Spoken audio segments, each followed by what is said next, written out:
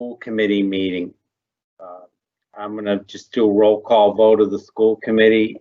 Tom Wise. Here. Carla Nazaro. Here. Aaron Gaffin. Here. John Parks. Here. And Sean Brandt. Here.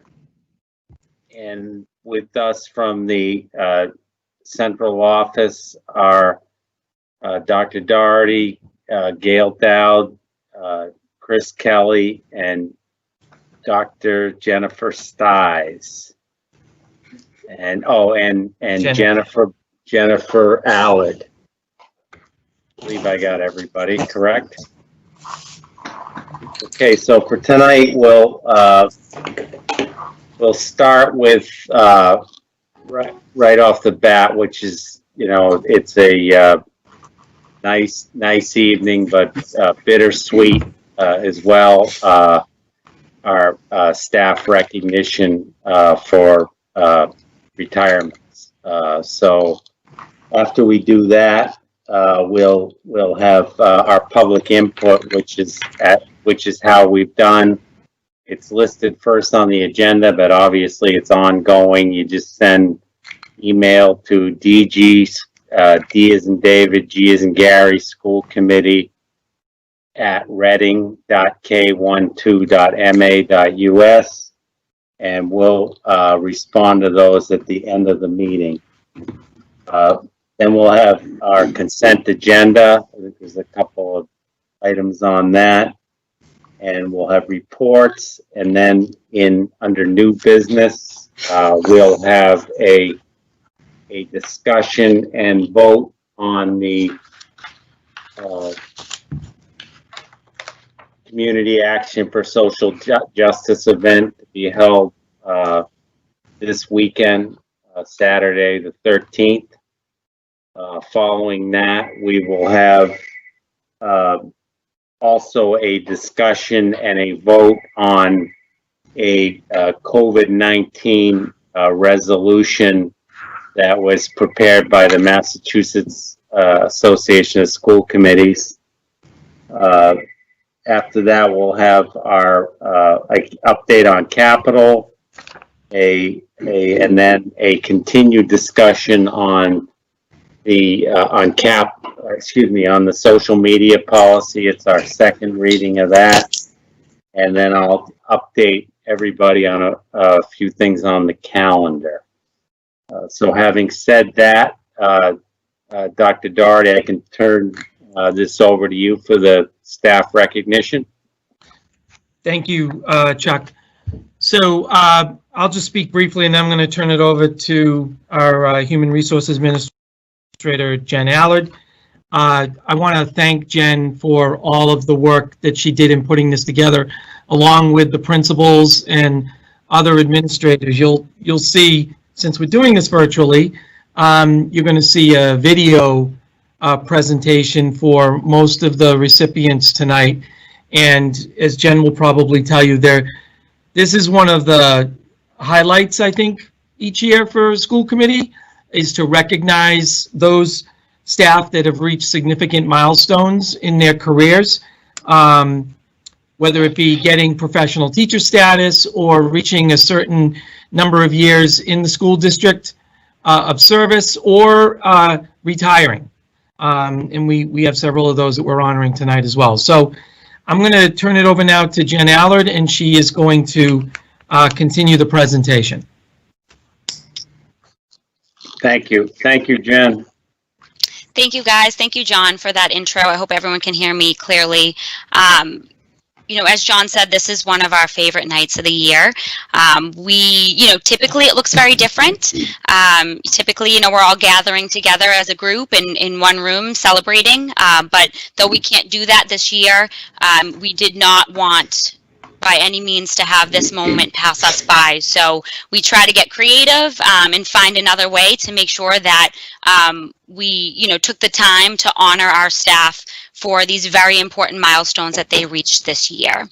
So if you will give me one moment, I'm going to bring up that presentation for us to view, and we can all just sit back and enjoy.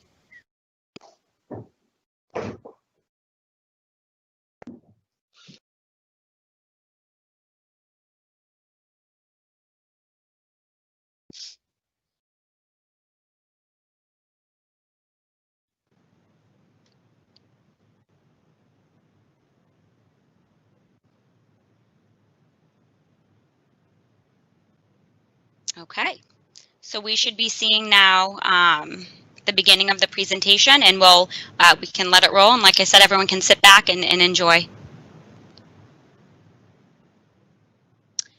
To begin, I would like to pass this over first to our CFO, Gail Dowd. Great. Thank you, Jen, and thank you to the school committee and the community. I'm I'm getting major major feedback. feedback.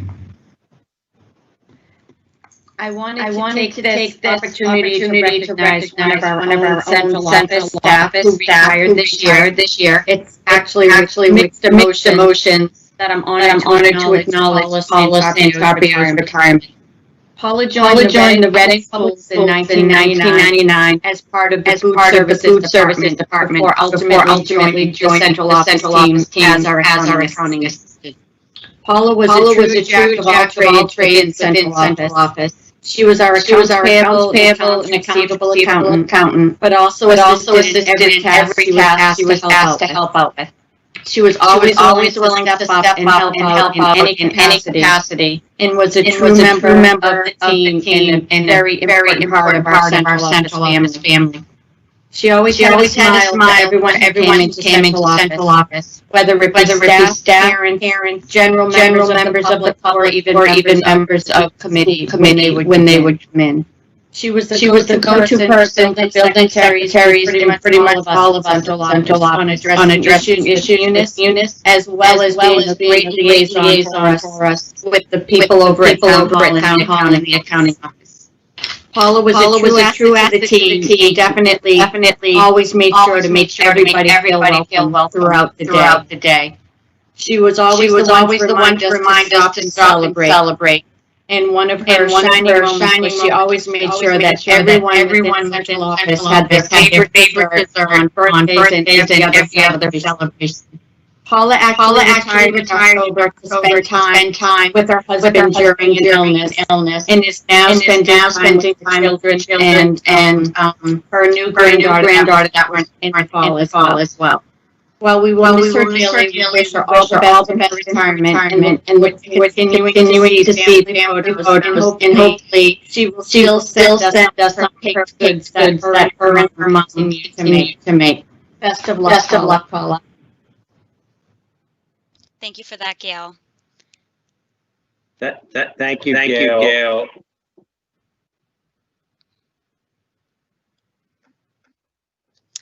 We have a few food service employees who will be receiving milestones this year as well, and you'll hear them recognized further in the presentation.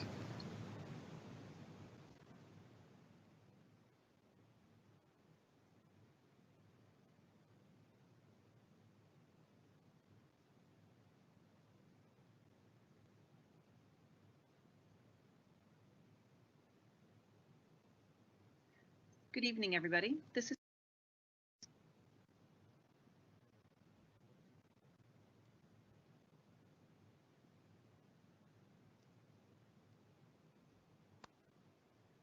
Reading Memorial School Principal, and I'm very excited to share with you our 2019-2020 staff milestones. Our first milestone are those staff who have received professional status. First is Jamie Benger from our Special Education Department.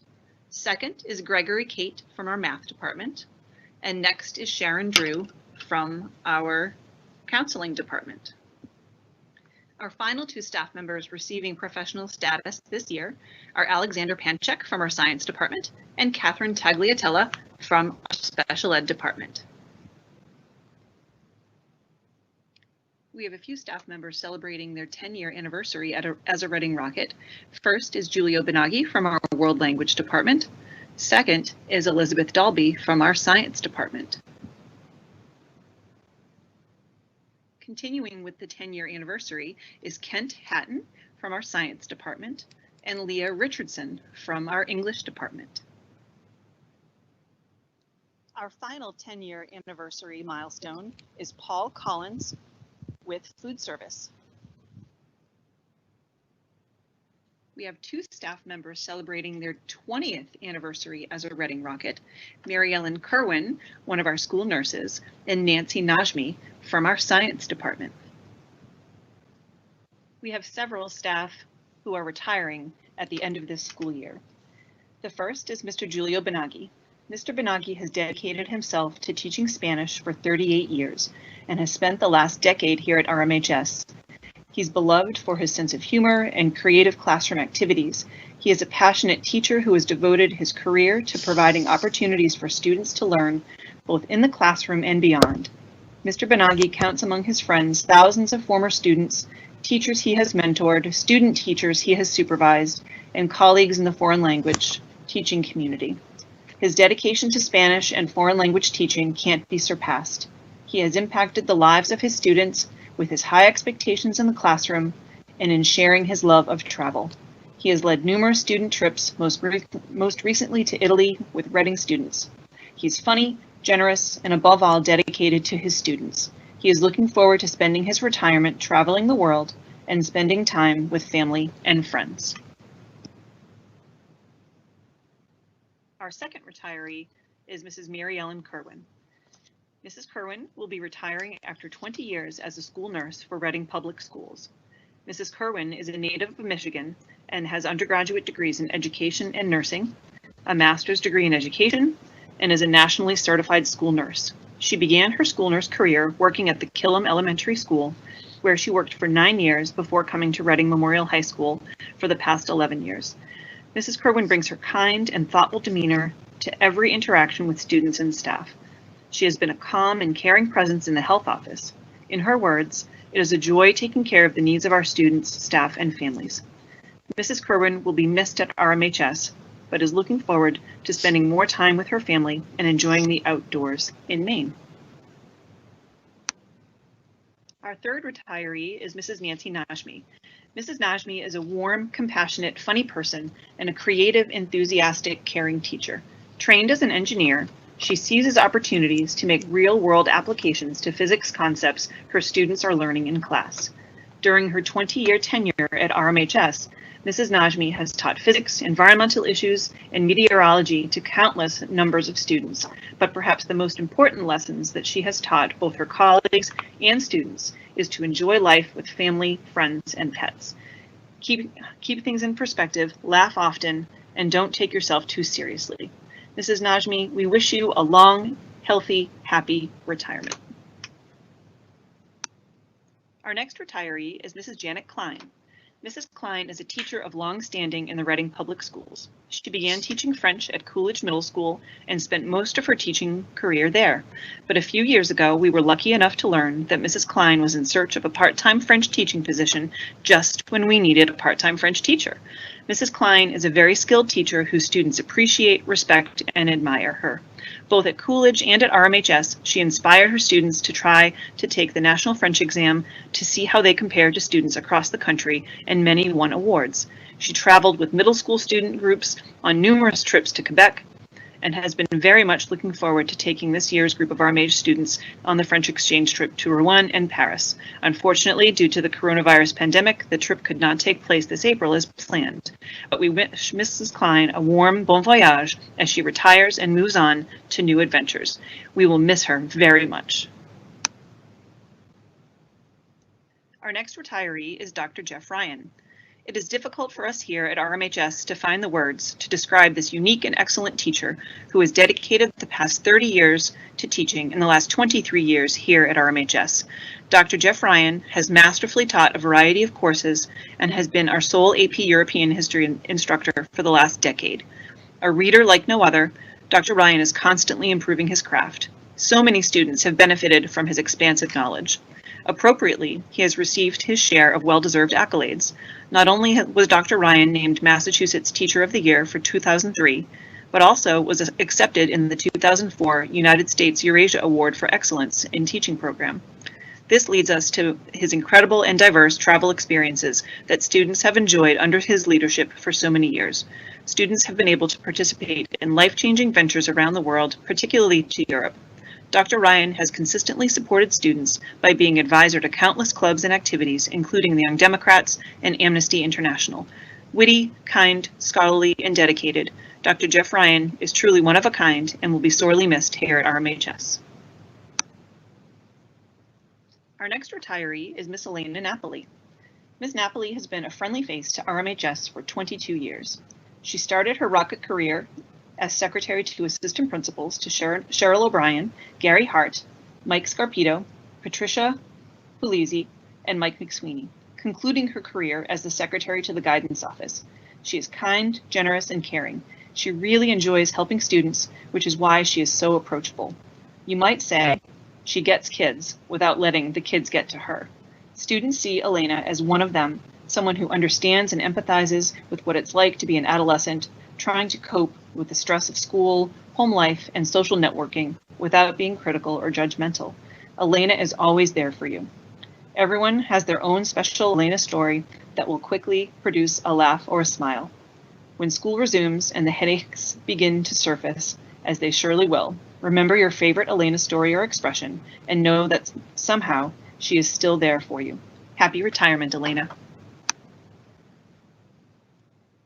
Our final retiree is Mrs. Carmen O'Rourke. Carmen is one of the most caring, dedicated, and hardworking people I know.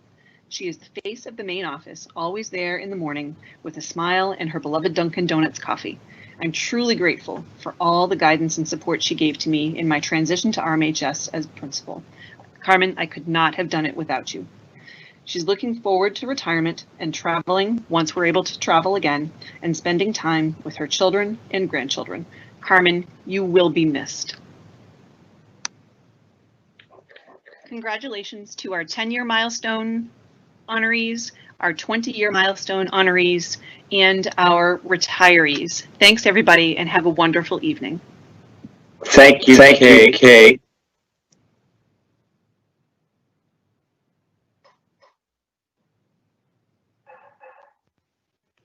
Good evening, members of the Reading Public School Committee. It's a pleasure for me to be here with you tonight to celebrate our staff who are reaching special milestones in our buildings. I would like to start tonight by acknowledging our teachers who will be receiving professional teacher status next year. We're so excited to have them back in that role. First of all, I would like to acknowledge Amy Basgelano, French teacher, Rachel Herman, school psychologist, Molly Pelletier, 6th grade science teacher, and Selma Walsh, 6th grade science teacher. We have someone in our school who's reaching a 20-year milestone, and that is Brenda Hobart, who works in our food services department. Congratulations to Brenda. And last but certainly not least, I would like to acknowledge Chris Steinhauser, who is retiring this year. And she has been at Coolidge for 16 years and teaching for 25 years. She is a library media specialist, and all that goes with that she is passionate about, but she is also passionate about so many other things and has made a big impact in our building in so many different areas, including, let's say, a Minecraft instructor after school. She has her own teaching load. She teaches coding.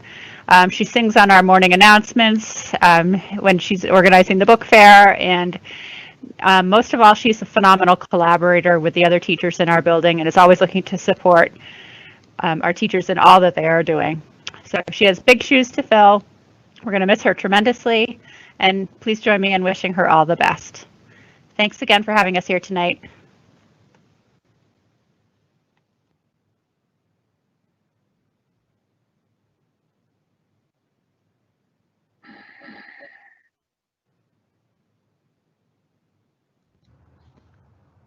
Hi, I'm Beth Levitt, principal of Barrows, and I would just like to say congratulations to the following staff on achieving some very important milestones. First, I'd like to recognize Heather McLean for reaching 10 years. Heather is a second grade teacher at Barrows. Thank you for all that you do for our kids. Next, I'd like to recognize two teachers who have achieved professional status, Victoria Penna, a second grade teacher, and Leslie Jennings, our speech and language therapist. Thank you, ladies, for all that you do for the kids at Barrows. Finally, I'd like to recognize Bill Keenan for many years of service as a custodian at Barrows. Congratulations on your retirement. Thanks, everybody.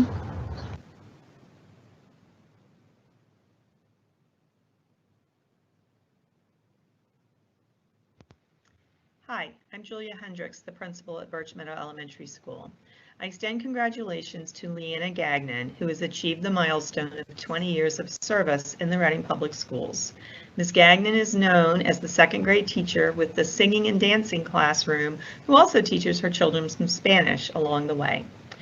I extend congratulations to Caitlin Coy, who is achieving professional teacher status in the Reading Public Schools.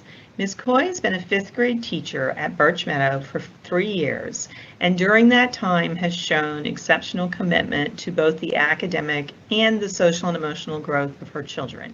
Congratulations, Ms. Gagnon and Ms. Coy.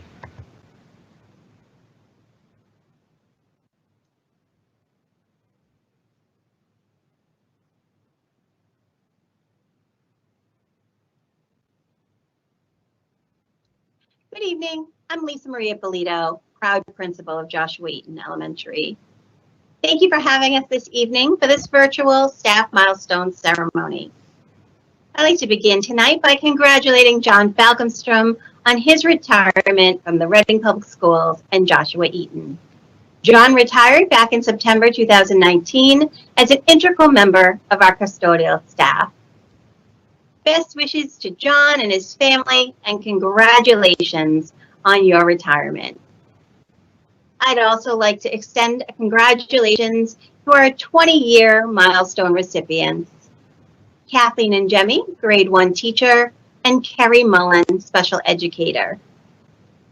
Congratulations also to our 10-year milestone recipients, Bethany Nazaro, grade 4 teacher, and Andrea Caruso, reading specialist tutor. Congratulations to all of our milestone recipients and your dedication to the students of Joshua Eaton. Last and certainly not least, congratulations to Phyllis Green and Brittany Kurtz on achieving professional status with the Reading Public Schools. Congratulations to all of our recipients this evening. Your gifts and dedication as educators to the Reading Public Schools shows that anything is possible when we all work together to do best by kids. Thank you, everyone. Have a great night.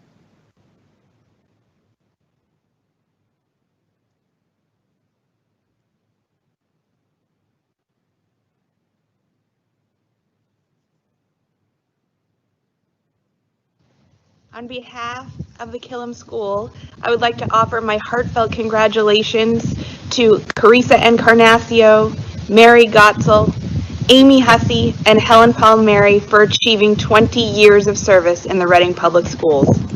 I'd also like to offer my congratulations to Laura Farrell and Maureen Franny Pazzatempo for 10 years of service in the Reading Public Schools. And last but not least, I'd like to offer heartfelt congratulations to Kamika Reese and Elizabeth Kelly on achieving professional status. Congratulations to all Killam staff.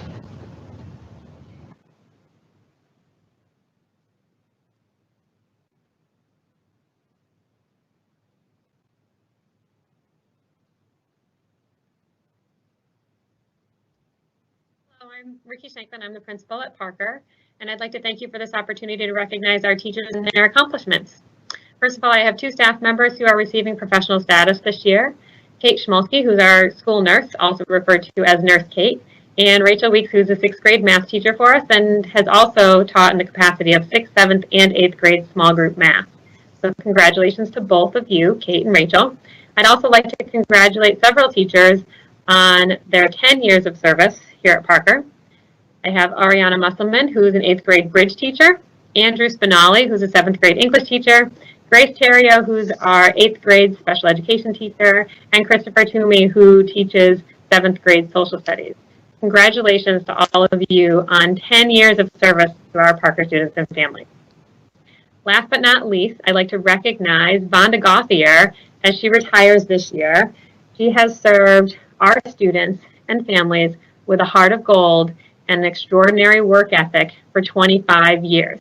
She started her career as a paraeducator at Coolidge and then became a reading specialist.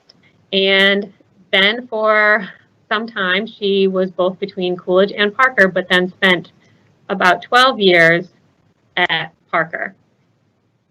On behalf of the Parker staff and the entire district, I wish Vonda well in her retirement. I hope she goes off to enjoy her grandchildren, her new puppy Fleur, and time in Maine with her family. So congratulations to Vonda. Thank you.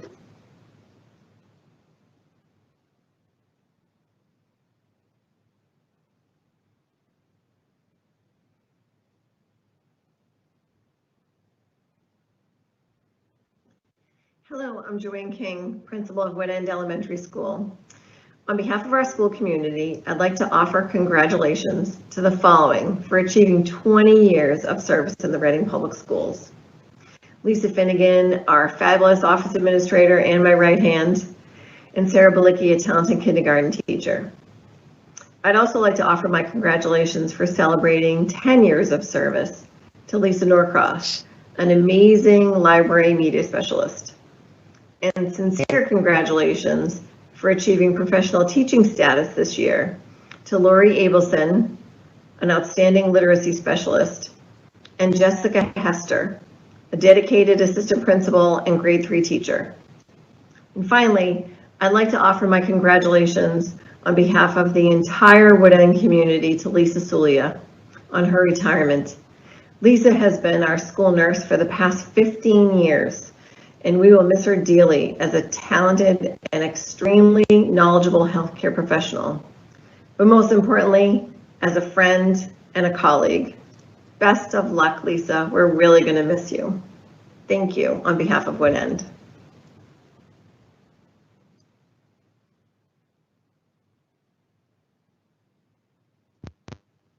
Hello, I'm Kelly Bostwick. I'm the RISE Preschool Director and Team Chairperson.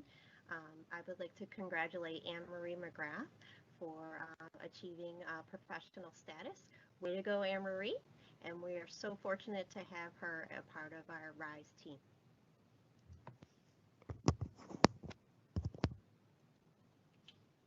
So I just wanted to extend out one final congratulations to all of our staff members tonight who reached very important milestones in their careers.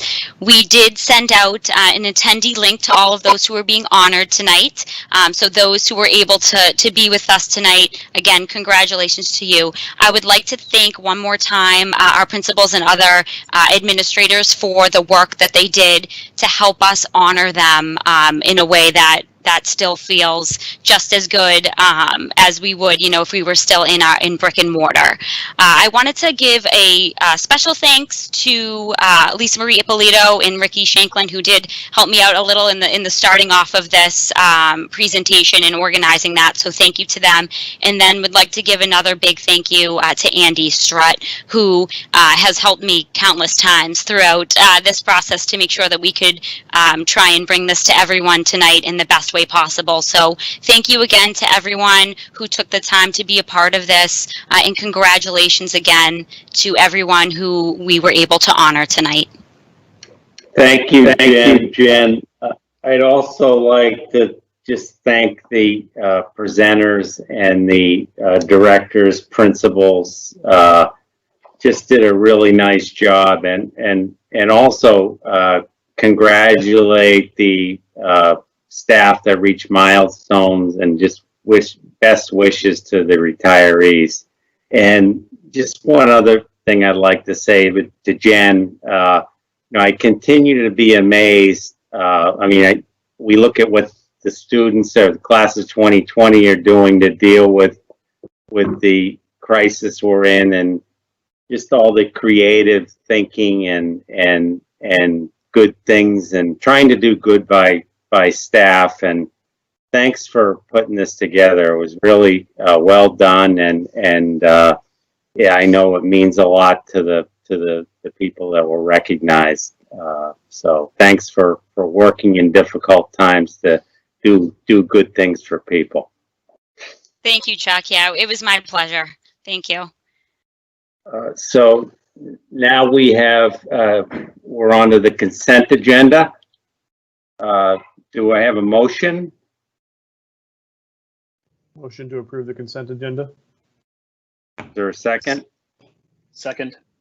Does anybody have anything they'd like to comment on with the consent agenda?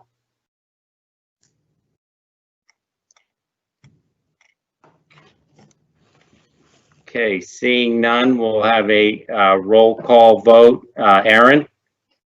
Aye. Carla? Aye. Sean? Aye. Tom? Aye. John? Aye. Chuck? Aye. Thank you. And now we will have reports. Dr. Stiles, I can see you. You ready? I am ready. I believe that Superintendent Doherty has a PowerPoint presentation. Oh, okay. I'm sorry, John. We're doing No, I this. actually think I'm first on it, though. We're doing this like we did it last week. My mistake. Or last meeting. So when we know there's been a great deal of concern and focus on the extended year program for students who have IEP services that are written specifically for that. And we've been working very closely with the state. On Sunday, the state came out with some additional guidance for us.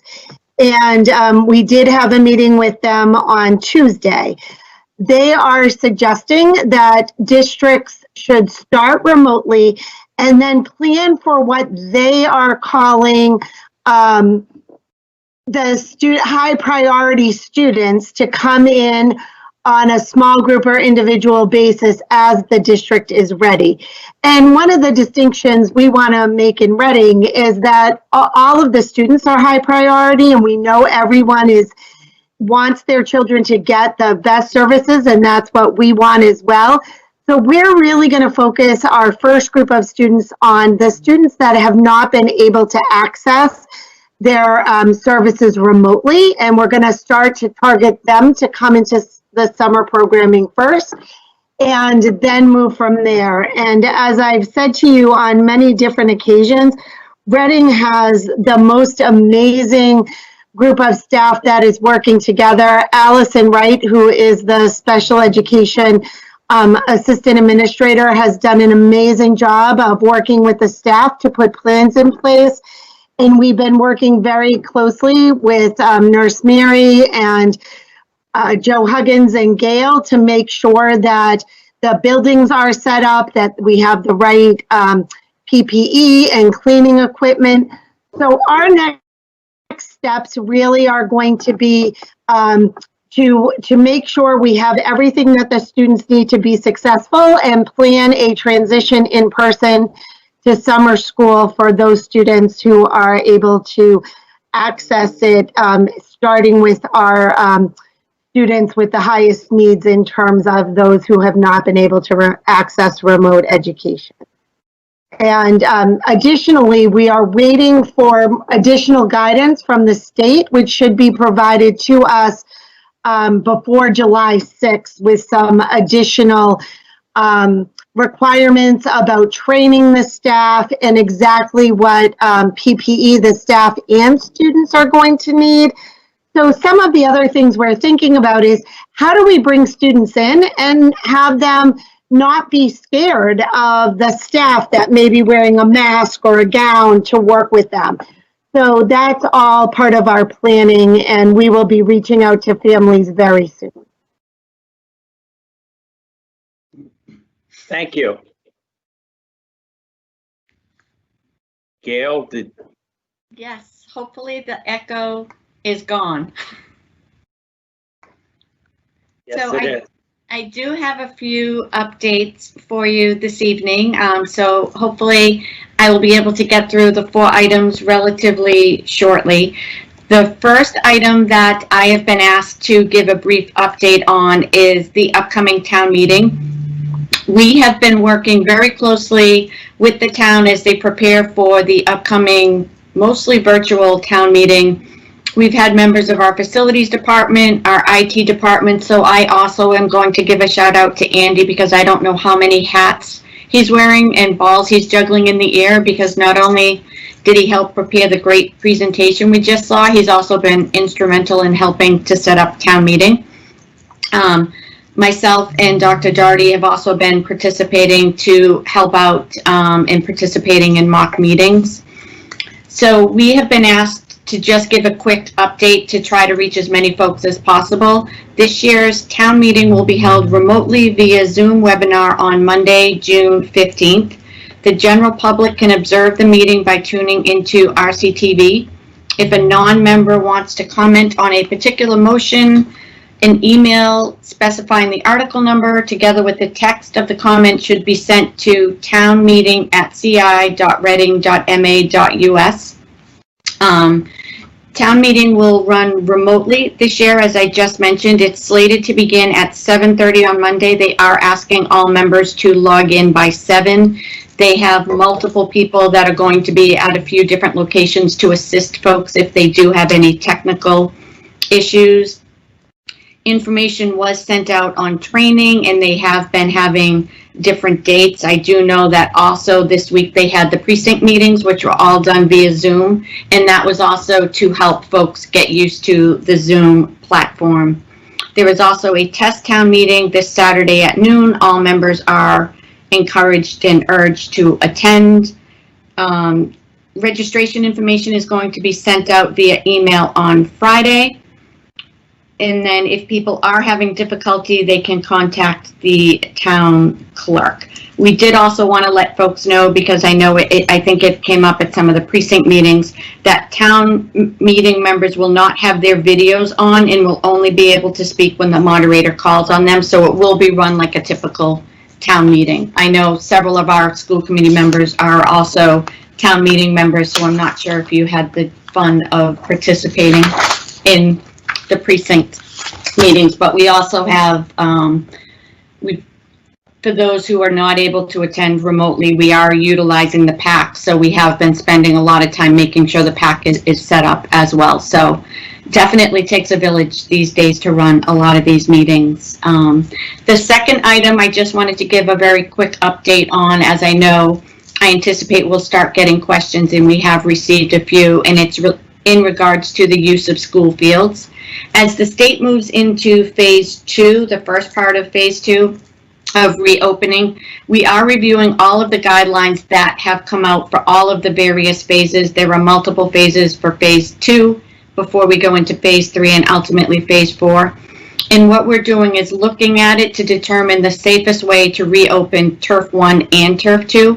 We're working very closely with the Facilities and Recreation Department to review the guidelines, and we are working on a plan that we are hoping to present to the command team as well as the Board of Health in the upcoming weeks.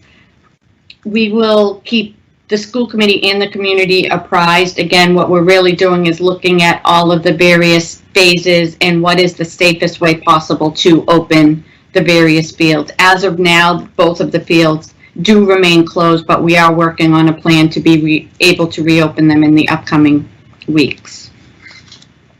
The next item I wanted to give a brief update on is around personal protective equipment and the upcoming buying process. As we mentioned in the previous meetings, we continue to monitor and follow the various guidelines that are being issued by DESE. On June 5th, DESE did issue guidance on required safety supplies for reopening schools, which contained a lot of information, including several charts that reflected the recommended quantities and types of PPE per group per school. The various groups that they've broken out include students, teachers and other staff, school nurses, healthcare providers, as well as materials that are required for members who will be in high intensity contact with students or handling waste materials, and mainly that would be the custodians, nurses, food services, as well as some of our special education and service providers. Once that we got that information on June 5th, I did have a meeting with Mary from nursing department, Joe Huggins, Kevin Gersner, Kevin Kabuzzi from facilities, as well as Dr. Doherty. We started to review the list and look at what was entailed. We developed a spreadsheet based upon the guidelines that were given to be able to start calculating the quantities as well as the estimated cost of what it would take, and looking at various scenarios based upon what DESI had provided us so that we would have a clearer picture of what we would be needing to order so we could work with the procurement office as well as all of our vendors to start to think about how the proper way to procure it. At about 10 o'clock on June 10th, which for some reason seems like a lifetime ago, but I realized as I was getting ready for tonight, that was actually only yesterday, that additional guidance just came out. DESI issued a memo on health supply PPE acquisition support, which they basically announced a state-sponsored ordering process. They are creating a process through the Mass Operational Services Division, OSD, which is what the majority of the state procurement processing goes through. They are working with statewide contract vendors to create a supply reserve so that school districts will have one portal they can go through to order the supplies that they need. It'll involve punch-out categories, so they are attempting to make the purchasing process easier. A spreadsheet was supplied, which fortunately for us is very similar to the spreadsheet we already created internally for ourselves. We have to complete that and return it to DESI no later than Friday the 19th, so that they're asking every school district to populate this so they can get a sense of total quantities. Then they're able to go out and use the power of the quantities in order to negotiate the prices.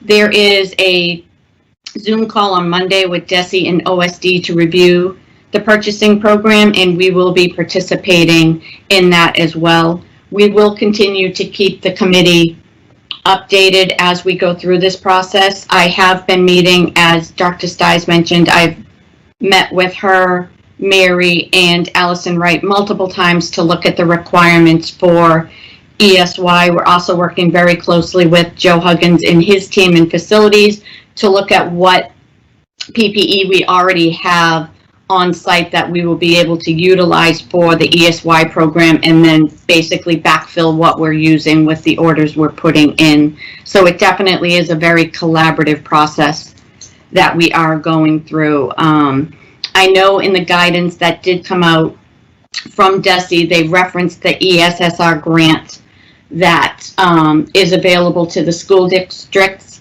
And I did just want to let the committee know that is the grant we mentioned earlier. We received about a $98,000 grant in total. We do have to do equitable services, so a portion of our grant is going towards Austin Prep. So we will be receiving about $83,000 on that grant. And Chris Kelly and I are currently working at an approach to look at the best way to utilize that grant in the upcoming school year. The last area I wanted to give a quick update on is in relation to food distribution. As we've mentioned in multiple meetings, we are currently providing meals for about 42 children in Reading. That number has fluctuated. It's gone up and down as some families have asked to be added on and so some have been removed. We are starting to have families ask what our plans are for the summer.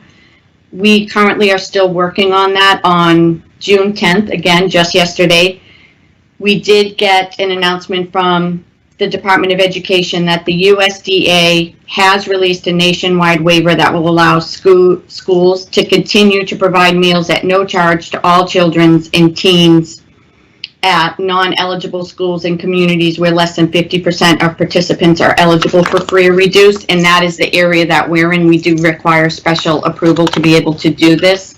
So they just released the guidelines and waivers yesterday. So what this does is it extends the existing waiver, which expires on June 30th through August 31st, which is a shorter time period than we originally anticipated. We thought they would do it through September 30th. Right now it goes through August 31st. Danielle and I will be meeting in the next couple of days to review the new information and determine the appropriate next steps. DESI has requested that all districts submit and amend applications if you do plan on extending it through the summer, and those amendments are due by next Wednesday, the 17th. So we will report back to the committee with what steps we're taking and where we're going. But again, the waiver just came out yesterday, and unfortunately it's a pretty quick turnaround, but we're reviewing the numbers and the number of students who still would be interested to determine the best approach going forward. But the good news is it all still is reimbursable, so it is not costing the district funds. And those were my updates. Thank you. Gail, I just have a question on the use of the school fields. Is that following the same guidance that's coming from recreation? I know everyone's anxious to get on the baseball diamonds. Yep. Primarily. Are we using those, or are we doing something separate? No, we're actually trying to stay as lockstep as possible so that we're all working with each other towards opening the various fields. I think the tricky part now is because they still have all of the various requirements that it's groups of 10 with only 2 adults, not organized, non-contact. So we have been working closely with the town to make sure we can align as much as possible. We also want to make sure, because we do have the bleachers and we do have other areas, that we're also thinking through all of the various areas that would be involved. But we are keeping in touch with the recreation group as well. Okay, thank you. Chris Kelly, report. Hi, everyone. Hi, Chris. I just want to say congratulations to all of the milestone staff members that were mentioned tonight, as well as the retirees. Thank you for your service. We most appreciate it. In addition, as we start our final week of the school year next week, it's been certainly an unusual year in every way. I just want to say a huge thank you to the staff, the families, the principals, the central office team, really the entire community that has come together to really try to figure out how we're going to manage this and make it work. And not every part of it was perfect, but I definitely saw so many people going outside their comfort zone and working really hard on trying to get better and really always focused on what kids need. So I just want to say a huge shout out to that. As a lifelong educator, I just continue to be impressed with the work that our educators do day in and day out. And now parents who you've been homeschooling and helping with remote learning the last number of weeks, you can see definitely firsthand how difficult it is to educate students. So thank you to everyone who has really stepped up. I have 3 updates in my report, and I'm going to have a much longer report next week at the next school committee meeting on the 22nd. The remote learning surveys are closing tonight. They've been open for 2 weeks. We actually did 3 sets of surveys. The first survey were for staff members, professional staff members. Really wanted to hear from teachers and direct service providers, all of the support staff that work directly on coming up with the quality programming that we have. We had over 200 so far. We may get a few last minute tonight. Respond, and we asked them about engagement, what worked with student engagement. We asked them about the strategies they used. We asked them about the training that might have helped and the training that will help in the future, should we continue to be a remote model or a hybrid model, or really just using online tools.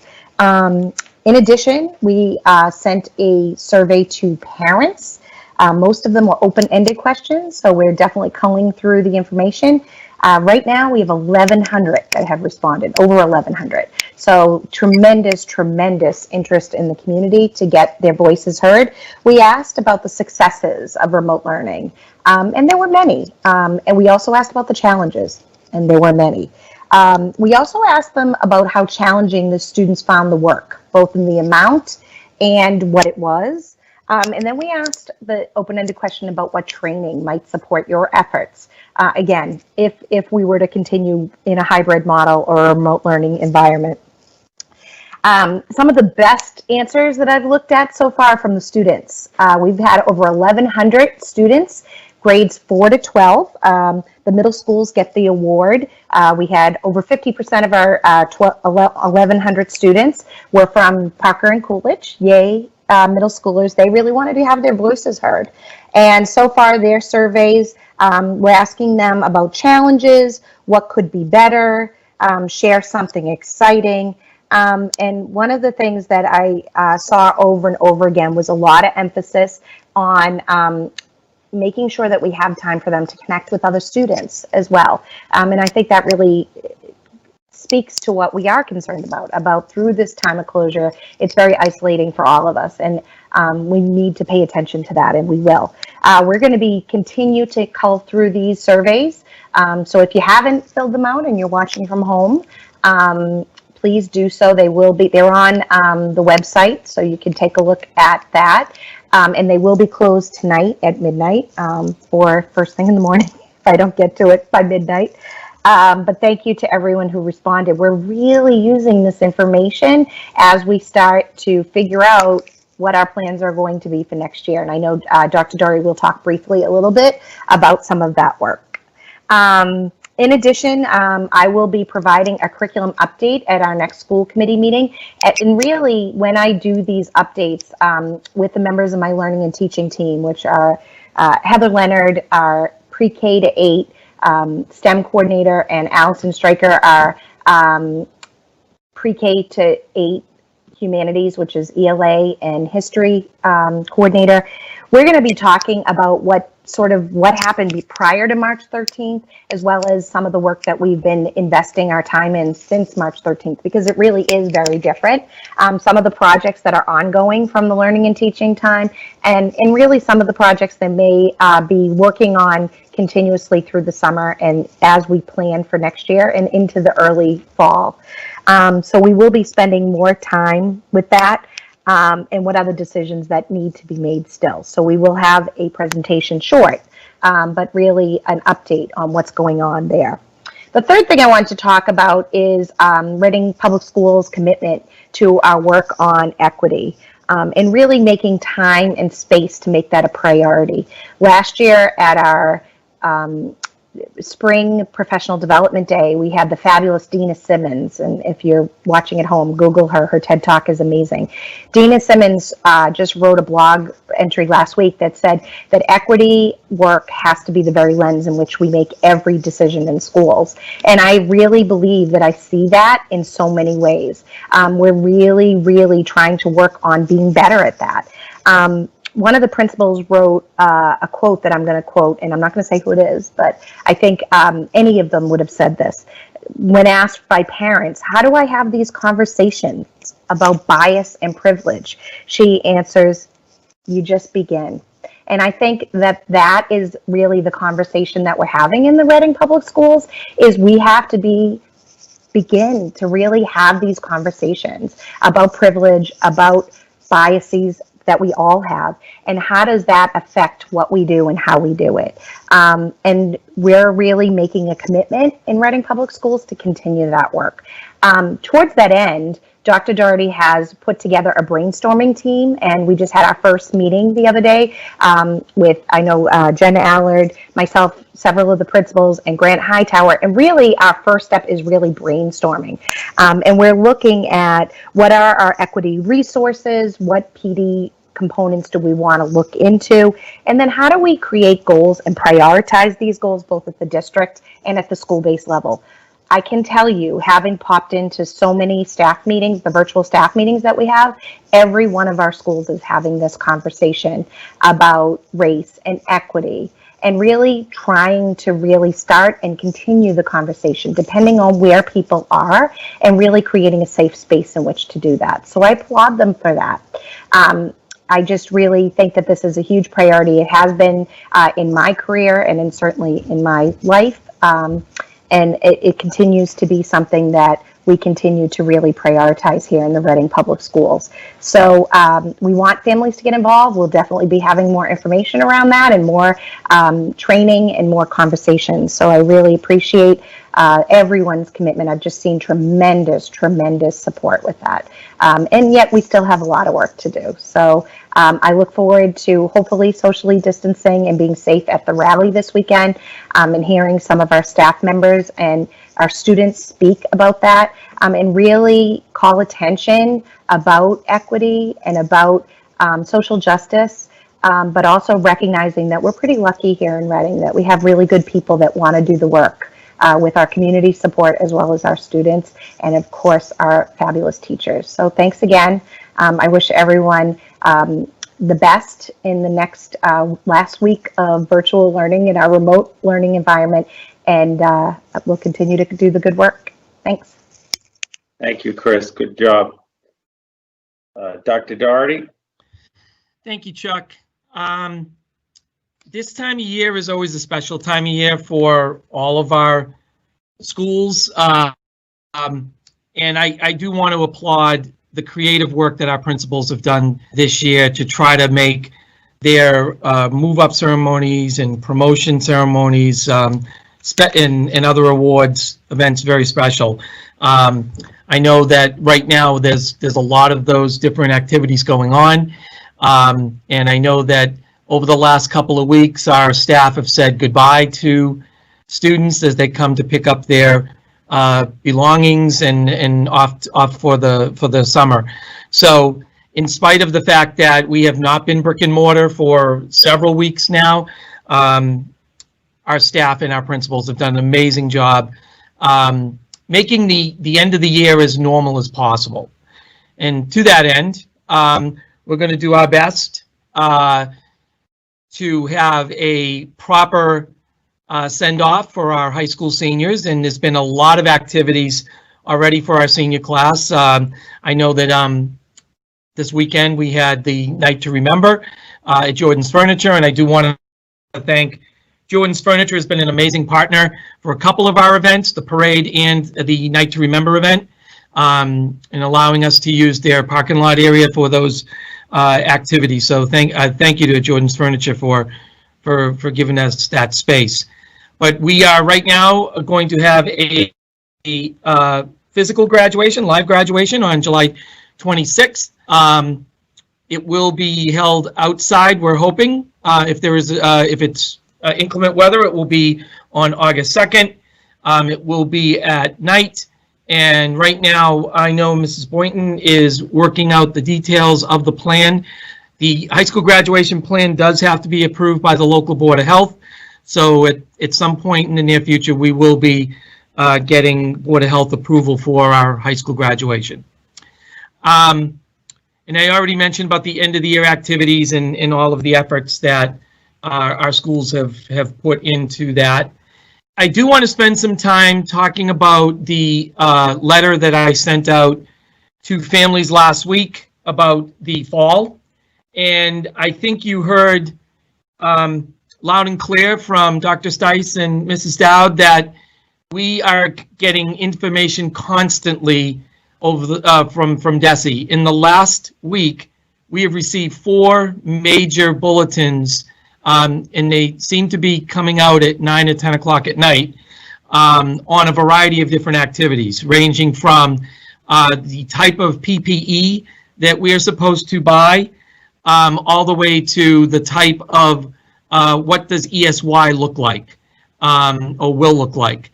So we're getting a lot of information, and I know that we're going to be getting some more information either next week or the week after from the state on what the fall is going to look like.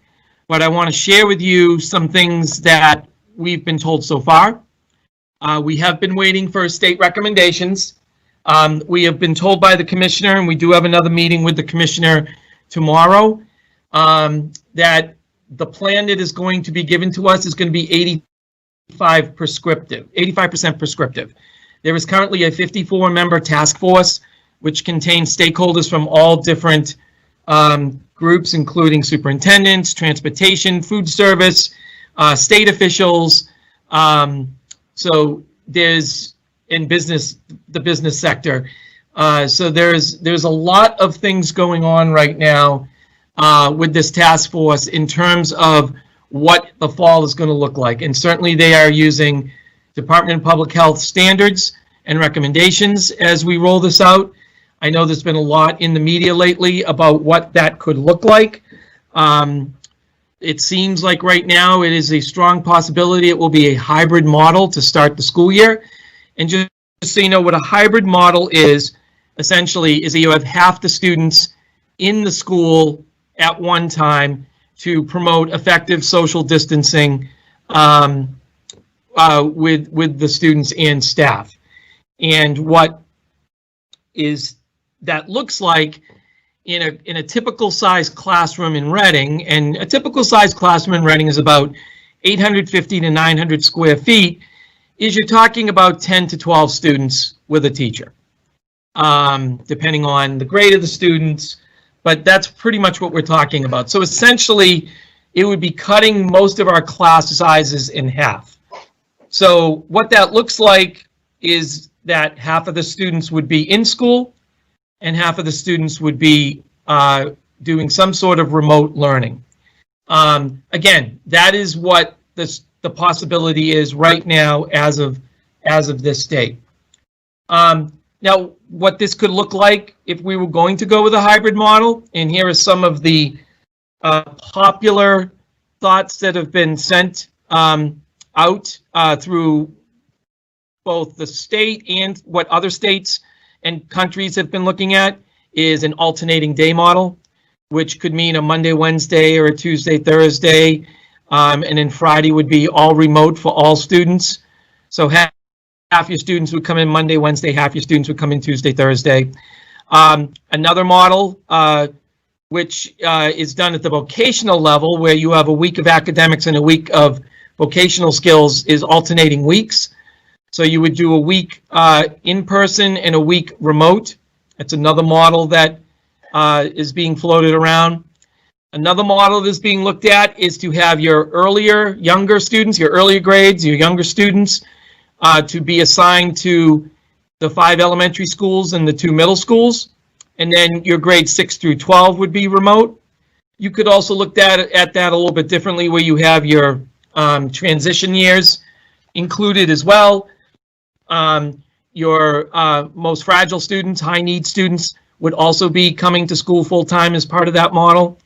And then a fourth model is to take a look at staff and student needs. There are some families that may not want their children to come back to in-person school right now. And there are other families that may want their children to be here 100% of the time for a variety of reasons, and the same with staff. So those are all different things that are being studied right now, I believe, by the task force. And as I said, DESE is probably going to give us the model that we are going to be using, but more to come on that. And we unfortunately don't have a lot of answers at this point. So we are moving forward. We've done an extensive amount of research as a school district looking at what this could look like. We have looked at a variety of different documents that both other states have put together, what other research has been done in other countries. And so we are starting to put together our own plans in what that could look like. So what we have done is we have come up with 4 planning subcommittees that are looking at the different areas on what the opening or reopening of school would look like in the fall. And each of these subcommittees is being led by one of our central office administrators. I'm essentially an ad hoc member that goes around to all of the different committees. And there is a mix of teachers, administrators, and there are some parents on the Supporting All Learners Committee at this point from the CPAC, and we're looking to add more parents as we get into the committee work and we know more what we will have some latitude on. So the 4 committees are Continuity of Learning, Supporting All Learners, Social Emotional Learning, and Staff Student Transition, and Communication and Operations. So I'm going to go into a little bit of detail on each one. Yep. John had a question. Okay, sure. Yeah, John, just on the question on the, if you could go back one more slide to the one about the potential models.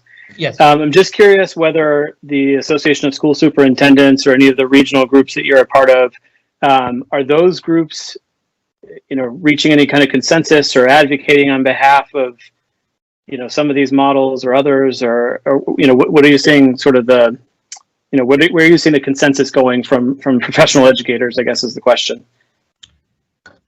So there is representation on the task force from the different professional associations.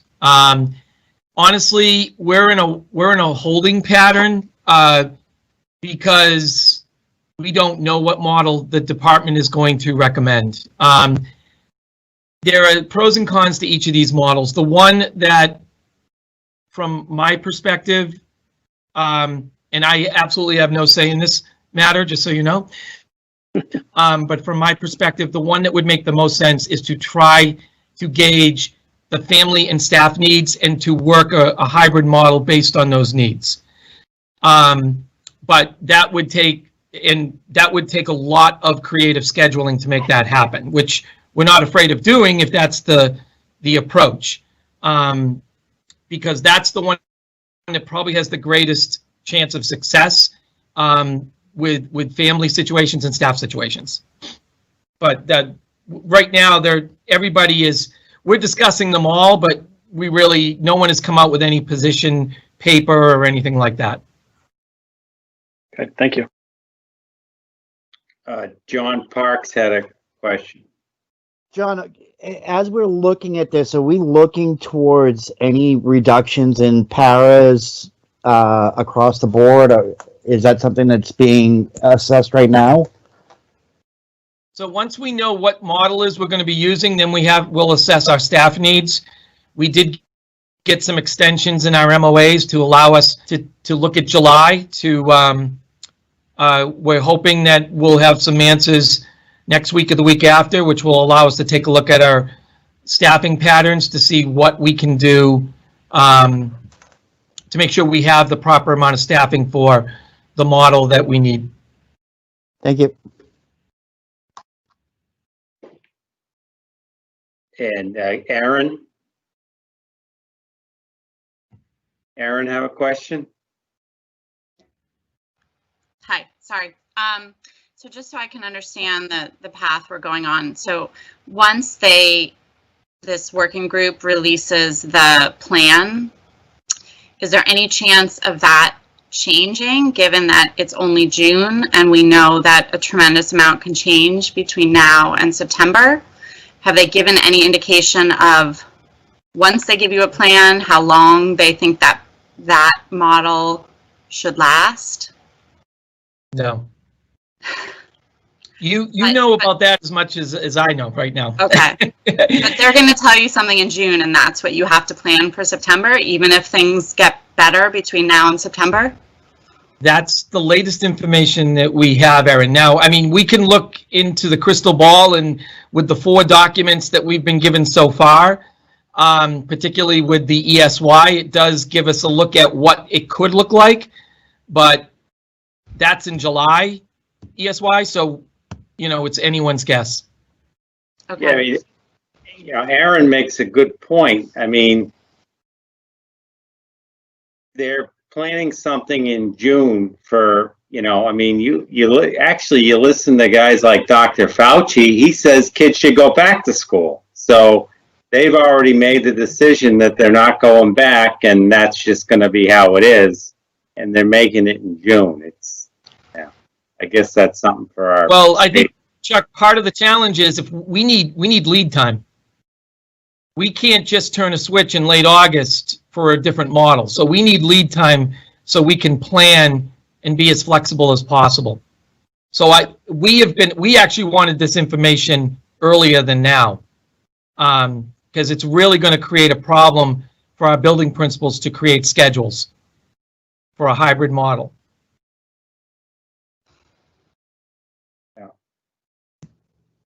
Carla? Hi, quick question, Dr. Doherty. In terms of the 85% prescriptive, are we assuming that they're going to give us, I can't imagine that they're going to give us one blanket option, hybrid option across all schools. Are they going to base that on cases in your town, or are they going to base that on different sizes of towns? Do you have any idea how they're going to mix up the options? And it would be nice, like Chuck was mentioning, to have a bit of wiggle room to move towards a different option, start off the planning and move towards a different option as the summer progresses. And 85% prescriptive, it sounds like we have some kind of flexibility, but probably not a lot. Right. So at one of the meetings, the commissioner did say that the model that would be presented would be the one that would be the expectation for all districts. This was a couple of weeks ago, and he said that at that time that districts would need to prove differently if they wanted to go to a different model. Now, that again was a couple of weeks ago. What we have learned is that information changes rapidly with the state, and the evidence of the 4 documents in less than a week points to that. So honestly, I don't know what they're thinking at this point. Okay, thank you. Tom? Thanks, Chuck. Seeing as how we're in question phase now, I had a couple of quick ones here. The first one, and I think Dr. Doherty, you and I talked about this a little bit, but I have a feeling the public might be asking the question, so I'll ask it here as well. Is that first alternating days of Monday, Wednesday, Tuesday, Thursday, Friday remote? In Reading, Wednesday is a half day across all of elementary, and Monday is most predominantly the holiday day of the week as well, so that cohort of kids would get less education theoretically. Are we thinking that our half day is going to move to Friday because of that all remote? And what flexibility do we have in that? Or B, would we consider something like a Monday, Thursday, Tuesday, Friday type approach to compensate for that? Yeah, I just floated that as an example. I would assume the state's not going to tell us what days we have to go. But if we had to go to a model like this, that would be the types of conversations we probably would have some latitude on. So we could, and I think what's going to drive some of this, and you and I talked about this, Tom, is when do we want to do a deep cleaning day? So is it better to do a deep cleaning day in the middle of the week, or is it better to do a deep cleaning day on the Friday where everyone would be remote? So those are the conversations we would need to have once we know what the model looks like. And just to follow up on that as well, if we did Wednesday, that would also be some sort of negotiation related issue. If we didn't do Wednesday, right? If Wednesday half day moved to Friday half day, is that a negotiation issue we'd have to think about as well? All of this would be, we'd have to generate a new MOA. Okay. No matter what, if we go to a hybrid model, we're going to have to do an MOA. Okay.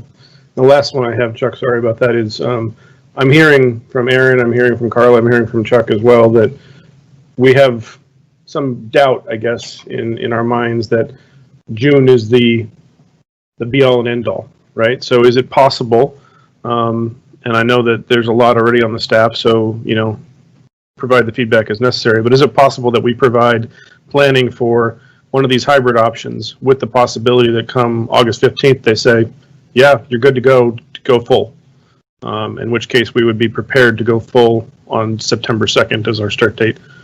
Have we considered planning for 2 different approaches, essentially? We've actually been planning for 4 different approaches. Because we've been looking at all these different models and what they could look like. We have to try to be as flexible as possible. Thank you. Well, I don't doubt that. Let's just hope the state is as flexible as possible, too. That's the key. Yeah. You want me to continue, Chuck? Yes, thank you. Okay. So not to read these slides, but just so you know, the continuity of learning subcommittee is going to take a look at items like the remote learning platform, the types of different tools that we're going to need for curriculum. There was a lot of online tools that were being used during these last couple of months. So we need to take a look at, we're going to continue with those tools, or we're going to shift to other tools. What standards are going to be focused on if we go to a hybrid, or if we go to a virtual, or both. How are we going to engage learners such as English language learners, students with disabilities, economically disadvantaged, and the type of professional development and training that we would need to assist teachers in becoming proficient in remote learning. So that's what the continuity of learning group would be looking at. The supporting all learners piece focuses on, I actually want to back up because the bullet, I believe on this second to last bullet here, developing systems on how to make sure, I believe that's been moved to the other committee because it fit in better with that committee. So supporting all learners is the bullet I just pointed to, plus special education and other services, what that's going to look like in the fall, both remotely and physically. Obviously, we want to take a look at how can we work smarter for our special education related service providers and EL teachers to avoid stress and burnout. Our special education teachers, as you probably know, are the ones that have been impacted probably the greatest during remote learning because of the unique level of services that they have to give. What type of training are we going to need for this transition, and what role are paraeducators going to play in remote learning? They did play a role over the last couple of months, but are there things that we can use them for differently if we're in a hybrid environment? The social emotional learning and student staff transition is going to focus on how we're going to transition staff and students back in the fall. What type of tools and training is that going to look like? What about new teachers to Reading and or brand new teachers to the profession and who have never taught in a remote learning environment, and how do we transition them? So they will have to learn not only what is the Reading Public Schools culture like, but then you add on top of that a remote learning transition as well. Making sure that our staff have adequate training such as youth mental health first aid and a refresher course there, and what type of screening tools, universal screening tools, are going to use as students transition in the fall for social emotional learning, because there will be some trauma and anxiety as kids start and adults start transitioning back to school. And then communications and operations, and you heard a lot of those things tonight in Gail's report. Obviously, communication is key in making sure that we keep people up to speed as proactively as possible. Making sure that we're following all the CDC guidelines and the impact on what that's going to have, the PPE needs, and you heard that tonight, and the extensive number of PPE guidelines we're going to have to follow, cleaning and disinfecting, classroom space review, food service plan, technology infrastructure, and of course procurement and budget. So that's all under this subcommittee. Next week, to try to get us some of this, I think Carla has a question. Yes, she does. Yep. Okay. Thank you. Thank you. So I'm making the assumption that this is going to be a full day. This is going to be a full day of learning for kids throughout the week. And I'm having a hard time understanding how, if they're in class for 2 days, and then they're going to be home for 3 days, a teacher, I would think that a teacher can't be expected to come up with the in-class learning and then the remote piece of the learning for the students who aren't in the classroom. I would imagine there's going to be some type of teamwork with, with teachers across all the fourth grade teachers at Joshua Eaton, for example, working. So some of them are working on what the remote learning is looking like, and others are working on what the curriculum looks like in the classroom. I mean, that may work for elementary school. I have a hard time even thinking about what that looks like for high school, right? Of how these teachers are going to be able to either do twice the job to have the students learn as much as they should, or if they're doing their jobs and the students are only learning half as much as they should. This is a tough one. Yeah, so that you actually hit the nail on the head both ways, that yes, either we're going to be stressing and burning out teachers, or we're teaching half the curriculum. So that's what this committee is looking at, this subcommittee on continuity of learning is looking at, or how are we going to implement that model, if it's a hybrid model. And if I could just do a follow-up, Chuck? Sure. I would hope that we would be able to keep our para educators, because I think that the students are going to need the support and the teachers are going to need the support of additional staff in their classrooms, just to handle the transition of students being back and having to wear masks and different things like that. So I hope that we'll be able to do that. Thank you. Hey, John has a question, right? Yeah, I just have a quick follow-up to Carla's question. So, and I guess I'll show my age here, but I remember way back when enrollment numbers were a lot higher and stuff. Some communities had like double sessions or during the day, so they'd start earlier and a group of kids would come in and then they'd go until noon, and then another group would come in. So I guess then the teachers would have the continuity of having all the kids going through the in-classroom days, as opposed to having one group one day and then another group the next day. You follow what I'm saying? I do. You would have to actually hire more staff to do that, because either that or they're only coming in for half a day. Yeah. Okay. And it's possible you may have additional transportation costs with that model. Okay. John? Thanks, Chuck. John, how are we assessing scenarios if a teacher or multiple teachers are going to take CARES Act leave? Because right now that has no expiration time. Do we have plans in the expiration date is December right okay, now. so first part of the year, we could lose a teacher for up to 8 weeks. Yes. So in an upcoming slide, I'm going to explain a little bit about how we're trying to get that information. Thanks. Okay, John, you're good. Okay. So next week, we're going to roll out with the first of probably at least 2 surveys. This one is going to be a little bit more general because we know that the perceptions of staff and students probably and families will probably be different in June than they would be in July, at the end of July.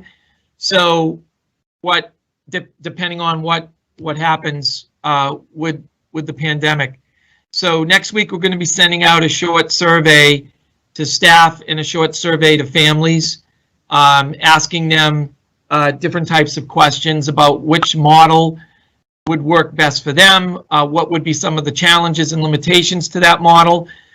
We do ask specific questions to staff about what would be their challenges in either being in doing a hybrid versus a physical or virtual. And the same with families. So that will be going out early next week. And then we'll be using that data with our subcommittees so that we can start formulating what we're looking at. If, the vast majority of people want a physical in-person schooling environment, we're going to have to figure out how to do that.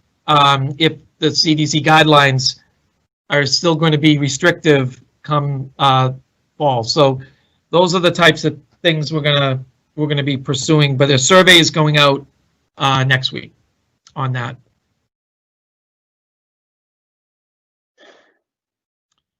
So the timeline, and some of this is already passed. So the bulk of the subcommittee work is happening over the next few weeks.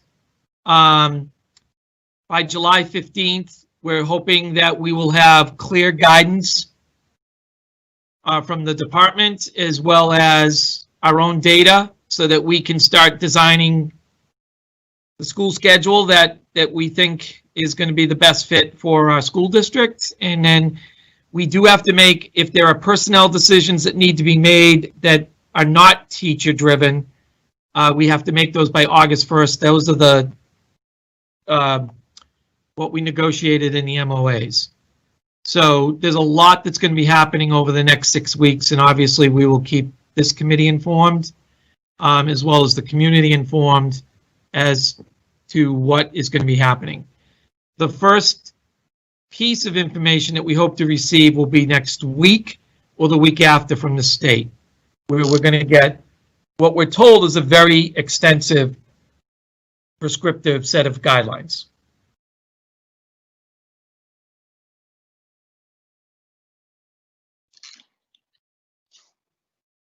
Okay. Okay, Is that it? Thank you. that's it. Oh, Aaron, yeah, that's a question. Aaron?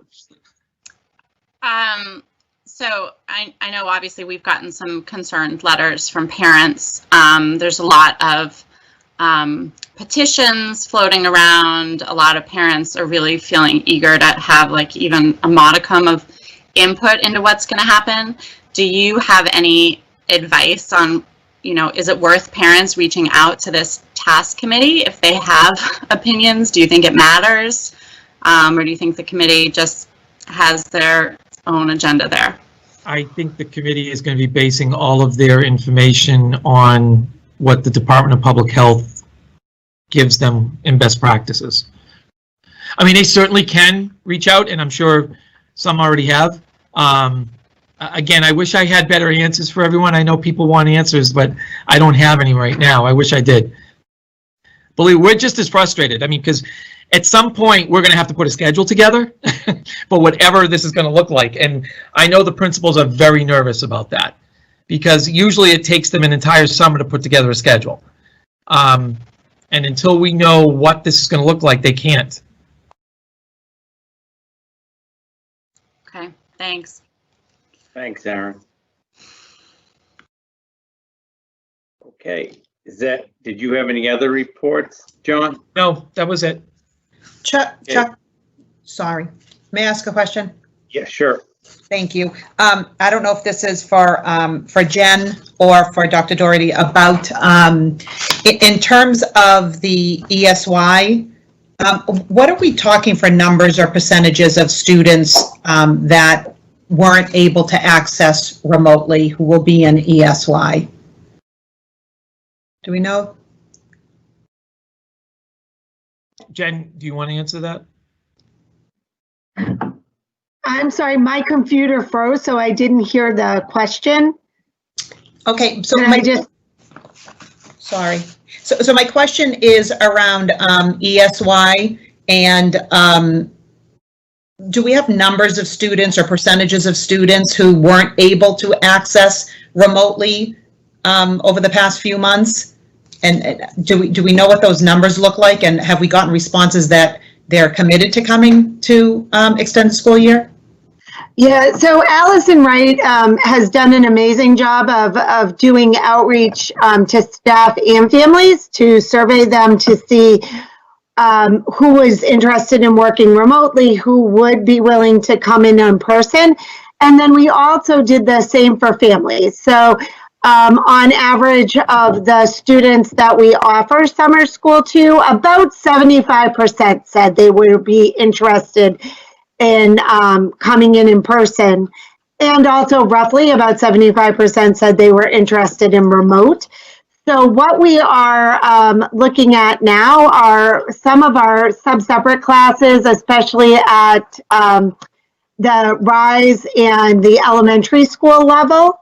Those students, and we are in the process of contacting all of the families right now. We know what their survey results say, but to really say, what would it take to help bring in your child into school? Do you need transportation?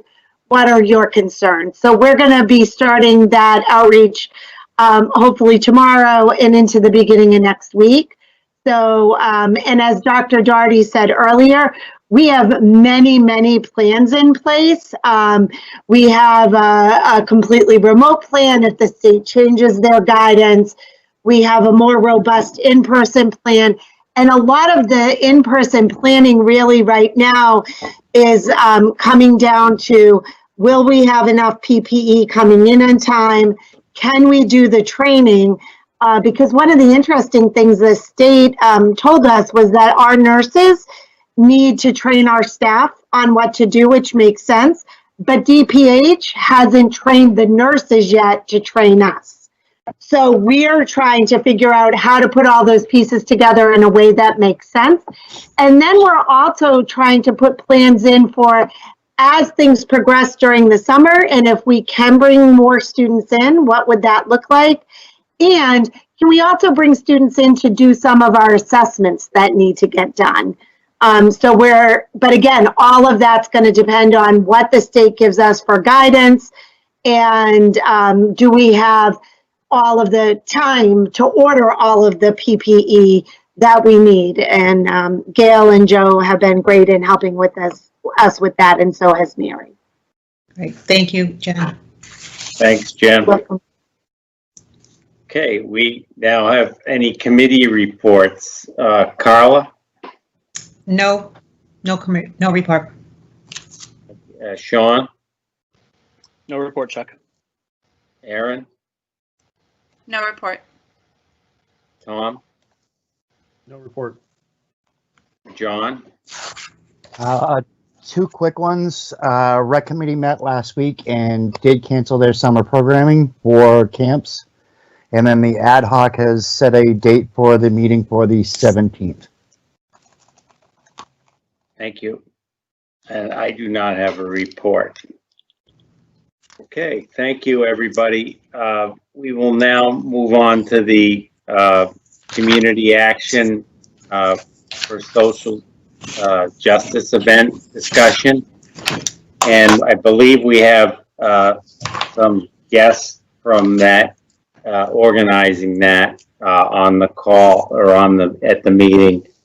And that will be Sharilla Lestrade, Jennifer Blackman, Steve Peacock, and Monique. I'm not gonna pronounce your last name correctly. Are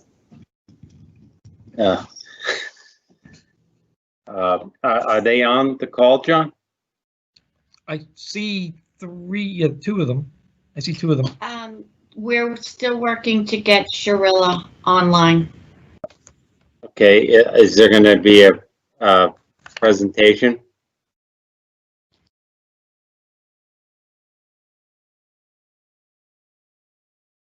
Okay, we can just discuss it. So why don't we read the... I'm here. I'm happy to speak. Okay, I'm sorry. Who's That's this? okay. I'm Jennifer Blackman. I teach 6th grade math. Hi, Jennifer. Hi. I think that Sharilla maybe just got disconnected because she had been on for a while. So I just, I clearly can't share the perspective that Sharilla, who is a parent of a student in the METCO program, and Monique, who is a Black member of our community, can share. But I can share a little bit of information about the event and then my perspective as a teacher in this community. So I do think it's important for you to know that since the beginning, when Linda Snowdoxer and Sharilla Lestrade started creating this event, they've coordinated with RPD since the beginning. Safety has always been at the forefront of our discussions. We've had a lot of hours of discussions over this event, and a lot of it has focused around health and safety. Social distancing recommendations featured prominently on the flyer, and we've also asked, we're having volunteers sign up specifically to help with social distancing. We'll have one of the officers from RPD will have masks on hand to help hand out if people come without them. RCTV is going to be live streaming so that people can, if they don't feel comfortable, they can stay at home and still watch the rally. And also, Old South Methodist Church is offering their space across from the Common. If people feel like they need a little more space, they could either, if they can't hear, they can watch RCTV or Facebook live stream. And so we're trying to make it so that anybody with their level of comfort, it's as safe as possible, but anyone with their level of comfort. But I'd like to be clear that I don't believe that now is the time to put white comfort over the safety of Black lives. I've talked to a lot of students over the past few days. I don't know if you've had a chance to read the letter by a resident of Redding, a Black student at the high school, but I want to share with you a little bit about what she said. She wanted to make sure that her teachers knew that, which we do, that Redding is not a diverse, it's not diverse, but it still does have people of different colors and cultures, but that Black voices are not heard in Redding. I'm going to read you an excerpt from her letter that she states, "I censored a lot of myself ever since I found out my Blackness can get me killed. Ever since I found out my Blackness makes white kids uncomfortable. Ever since I found out my Blackness is not beautiful or intelligent." It's painful to read those words from a student, from someone who lives in our community. I know that Dr. Doherty has stated he's committed to doing the work of anti-racism going forward, and we appreciate that. Mrs. Kelly just tonight mentioned that she's committed to making time and space for equity. Teachers, we are working 10 to 12-hour days for the past 10 weeks, and we're doing the work on top of that. We're talking about it at our staff meetings. We're hosting meetings with our students to talk about it. We hosted a space just for our Black students at Parker today so that they could talk about how they feel.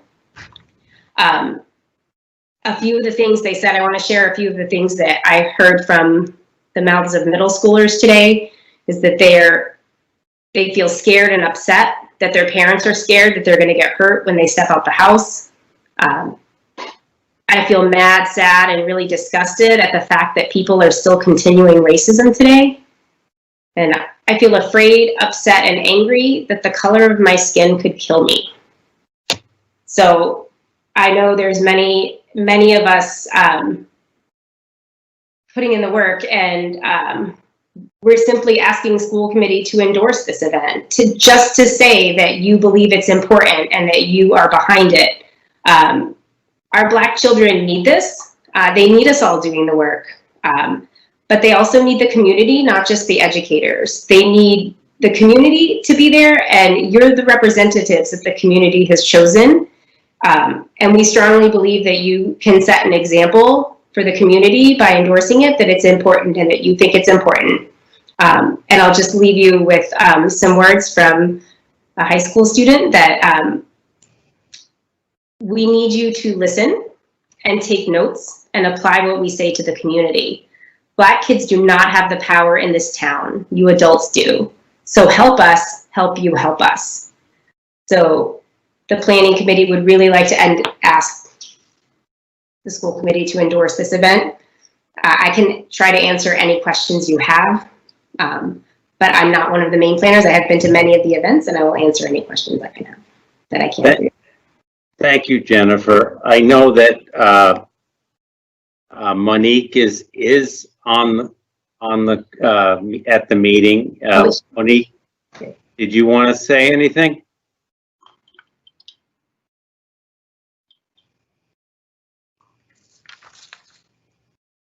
She didn't. Maybe did she?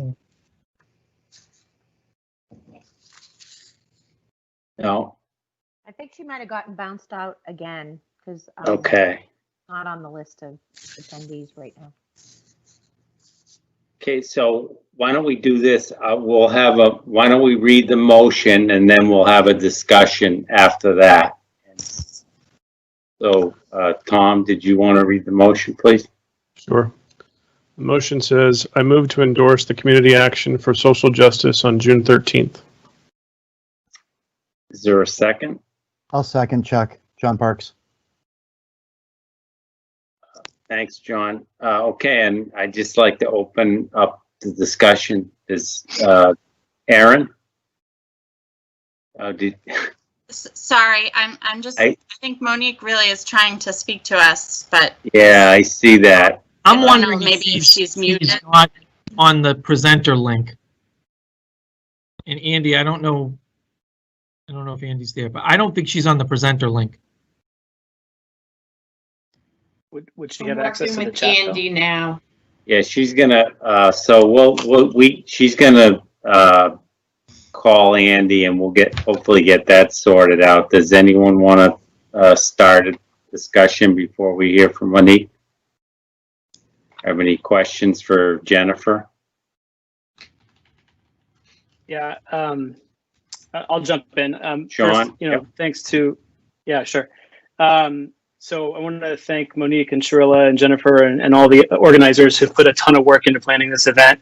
I know a lot of people have expressed concerns about the safety of large events and large gatherings, and I think those concerns are totally fair. But I'm personally extremely satisfied that the organizers have done their diligence and arranged the event in such a way that it mitigates as many of those risks as possible. Whenever you think about whether something should or shouldn't happen kind of in a time of COVID, I think it comes down to what's the urgency of the moment. And it's hard for me to envision a world where we say that this isn't an urgent moment for something like this to happen in our town.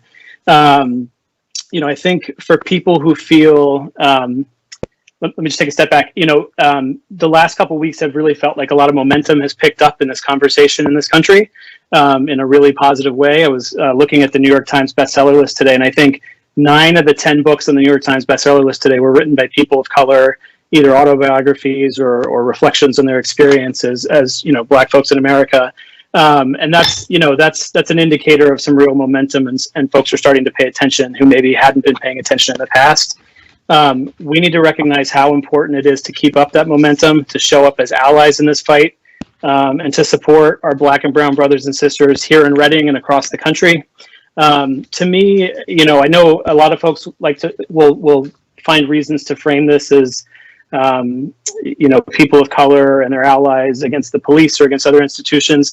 To me, it's not about the police in general. It's not just about the police. It's certainly not about the police here in Reading specifically, but it's really about all forms of institutional racism. And I think for the 6 of us and the administrative staff here who are stewards of the largest and most influential institution in this town, we have to be committed to being introspective about the role we've played in the past and ambitious about the role we can play going forward.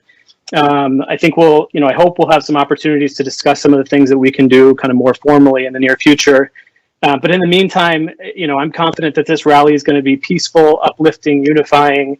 Endorsing it seems to me like the right thing to do, and I will absolutely be voting in favor. Thank you, Sean. Anyone else?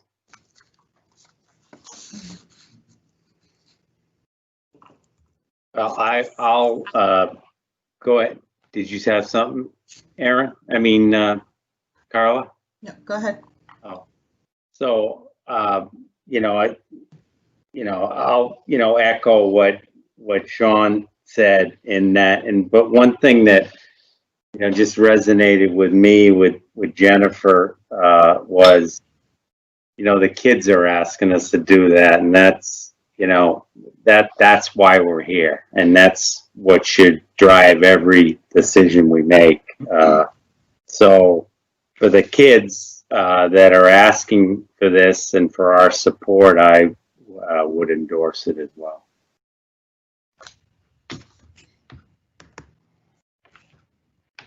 Do we have Monique yet? Carla? Oh. Great. Yep, thank you. Thanks, Chuck. I'd like to thank Jennifer and Sharilla, Monique. I'm sorry, I don't know. Is it Miss Peacock's first name? And the organizer. It's Steve Peacock. I'm sorry, Steve. I'm sorry, Steve and Steve. I just wanted to thank you for the presentation, Jennifer, and obviously the topic of racial justice now needs real attention and change. And thank you to the committee for pushing to make that happen. I would like to know if from the organizers where the Board of Health where the Board of Health weighs in on this issue. Jennifer, is that something you can answer or I don't know. I know that they were talking to people in the Board of Health. I know that Carlo Bacci was also on some of our calls and helping organize, and he had mentioned the Board of Health, but I wasn't on every organizing call. I can text one of the other organizers right now, and as soon as I get information, I can let you know if you haven't voted yet. Okay.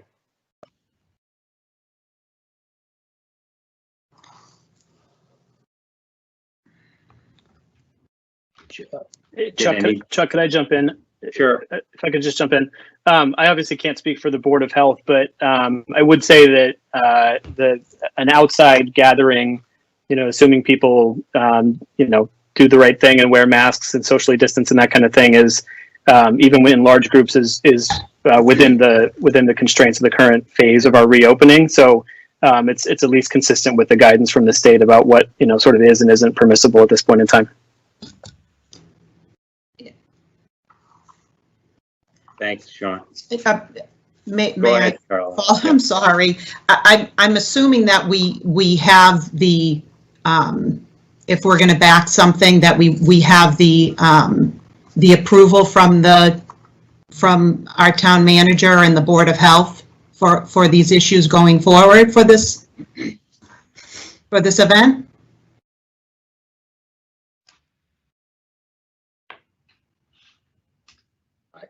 I believe that's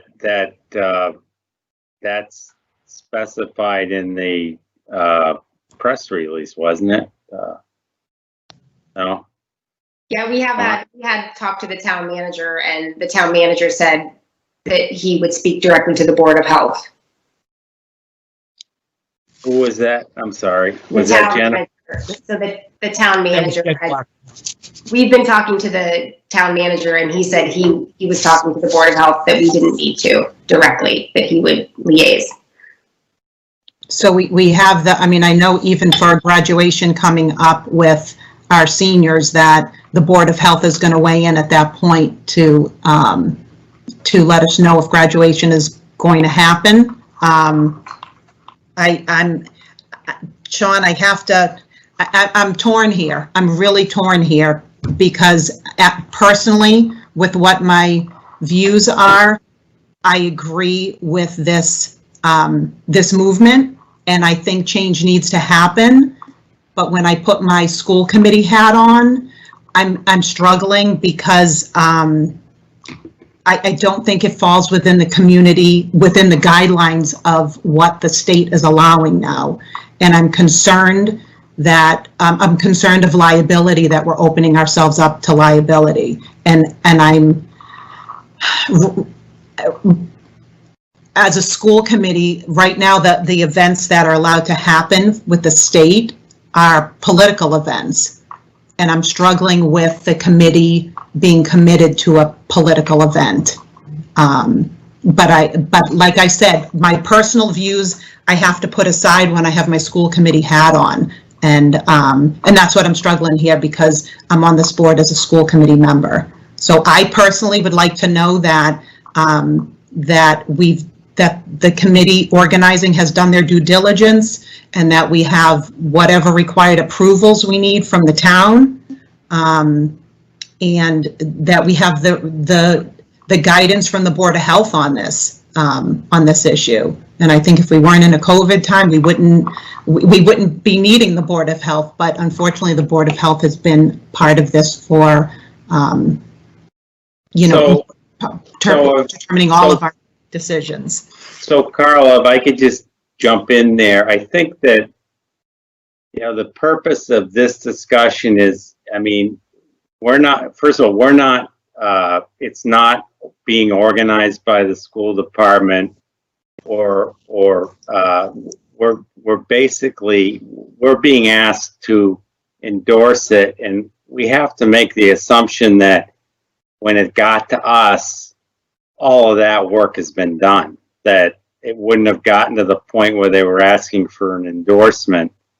I don't think we have any liability as a school department in endorsing something that if we had organized it, and that's a different thing, but we're just being asked to say we're endorsing what we think is a good thing, and I just, we can wait to hopefully hear tonight from the town, the Board of Health or the town manager, whoever, but I have to believe that it got to us and all of that due diligence was done. That's so. I'll end it in that there. I won't keep rambling on, but that was the assumption I made. It didn't get to this point without all that background work being done. But Aaron, you had a question or a comment? Yeah, similar to what you were starting to say, Chuck, it was my understanding that an endorsement was a show of support for the event, was a show of support for our students, our residents who are Black, and is not, we're not sponsoring, we're not putting school funds towards it, we're not a host, but that endorsement meant that we see this as an important event for the community. And I feel very strongly as a school committee member that it's absolutely important that we show the school community that we support them, and that we show our students of color that we support them. And I don't think this is a be all end all. I think this is, one event, and it's one which I hope will bring our community together in a positive way, and in a way that people are prepared to listen and learn. But, as Dr. Doherty was saying, as Chris Kelly was saying, there's still plenty of work to be done, both in our schools and in our town. But yeah, related to what Sean was saying before, I feel very strongly that we need to show our support for this. Thanks, Aaron. Jennifer is back. I just wanted to say that Mrs. Snowdopster let me know that the town manager has been apprised the whole time, and he has been fine with it, and that he had just said he would be the one that would go to the Board of Health so that we didn't have to. I don't know if it was for ease or what, but he has known, he's always been in the planning and has approved of the events. Thank you. Sean? Yeah, so just hopefully a clarification for your concerns, Carla.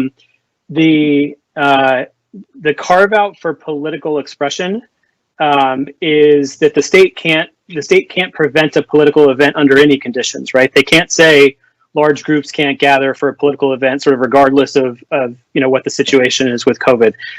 What they've said is, I'll read to you. I'm just going to read, if you guys don't mind, just a quick paragraph from the state's COVID information site. On June 6th, the governor updated gathering order that went into effect on June 8th. Gatherings that bring together more than 10 persons in close physical proximity in confined indoor and outdoor locations. The updated order does allow for outdoor activities of groups of more than 10 people in an unenclosed outdoor space, such as park, backyard, athletic field, parking lot, provided that everyone in attendance is able to maintain at least 6 feet social distancing from others in attendance. So the prohibition on things like community, civic events, sporting events, concerts, etc., was about large groups not in an unenclosed outdoor space. Those large group type things that can happen in an outdoor space in a safe, socially distanced way are now permissible for things that are not even political in nature. I would argue this is in the bucket of community and civic versus political, personally. But so Sean, sorry, Chuck, may I speak? Yes. If I have the same COVID-19 order 38 in front of me, and if it's categorized as a political expression, then it's permitted. But if it's categorized as community civic, it's actually not permitted. But Carla, that prohibition is in enclosed spaces or indoors. If you're looking at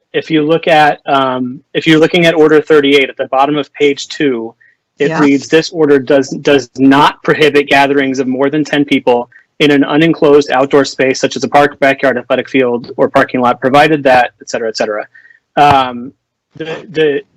The reference to political events that's later in the order is to clarify that even when those conditions can't be met, political events are not prohibited, because they can't be, because we have a constitution. So that reference is not about what can happen in outdoor and enclosed spaces. That reference is about what can happen anywhere. Other types of events, as long as they meet these criteria, according to the bottom of page 2 on Order 38, are now permissible. Okay, so I'm gonna go with you there, Sean. And I'm not trying to be difficult here. I just want to make sure we understand what I'm concerned about liability. If somebody falls and trips and hurts themselves, and this is town sponsored by it. It seems like, has the select board endorsed this? If the Board of Health is okay with this, I'm good with the whole social distancing piece, because I'm assuming that organizers are going to ensure that they're following the Board of Health's guidelines. But I'm reading this article at the bottom of page 2. Gatherings that are subject to the limitations of this order include, without limitation, community, civic, public, and it lists all that stuff, and other similar events or activities that attract 10 or more persons to a particular location. So community is not included. You're not allowed to get together for a community event. You are allowed to get together for a political event. So if this is deemed as a political event, you're allowed to get together for it. My concern is if we don't have the proper permits, if we haven't gone through what our town requires, I have a hard time as a board member, an elected official to this town, to promote something that is not following what our procedures are for our town, which kills me to say it because I value this event. And I wish, I've been thinking about it a lot, and I wish it could be done in terms of how 2 senior events were done this year. We all gathered in our cars at Jordan's Furniture, and there was a presentation made, and we all watched it, and then there was a parade. To me, that would be a great alternative. I feel like this is going to happen no matter what I say, but I just, as a board, I'm having a hard time putting a stamp of approval on something if it hasn't followed the protocols for our town, and if we potentially are opening ourselves up for any type of liability as employees, or not us as employees of the town, but we have employees of the town. Individually, people can do what they want to, but I'm worried about liability for this. Thank you. I would just, again, I'd say, I'm making maybe I'm wrong, making the assumption that this came to us, that all the I's were dotted and the T's were crossed. And I have no information that anybody gave me that says that they didn't follow the protocols, or they didn't get approval from the Board of Health, or that's not on us. We're just being asked to endorse an event, not allow an event. I have to differ with you, Chuck. Okay. I have to differ with you just in terms of the school committee, and we have been following Board of Health, right? We're not going to have graduation if the Board of Health tells us we can't. We're following protocol from DESE and things like that. I can't pick and choose. I feel like I don't have that right to pick and choose what we follow and what we don't. I would love to see this event happen. I would just love for it to happen the right way. And I think that wasn't my point, though. My point is, I don't have any information that says that the Board of Health didn't say this was approved.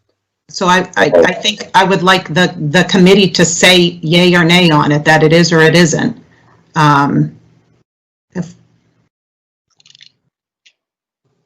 Okay. Tom, did you have? Sorry, you've been up there a while. It's okay. It's a good conversation. It's a very important conversation to have.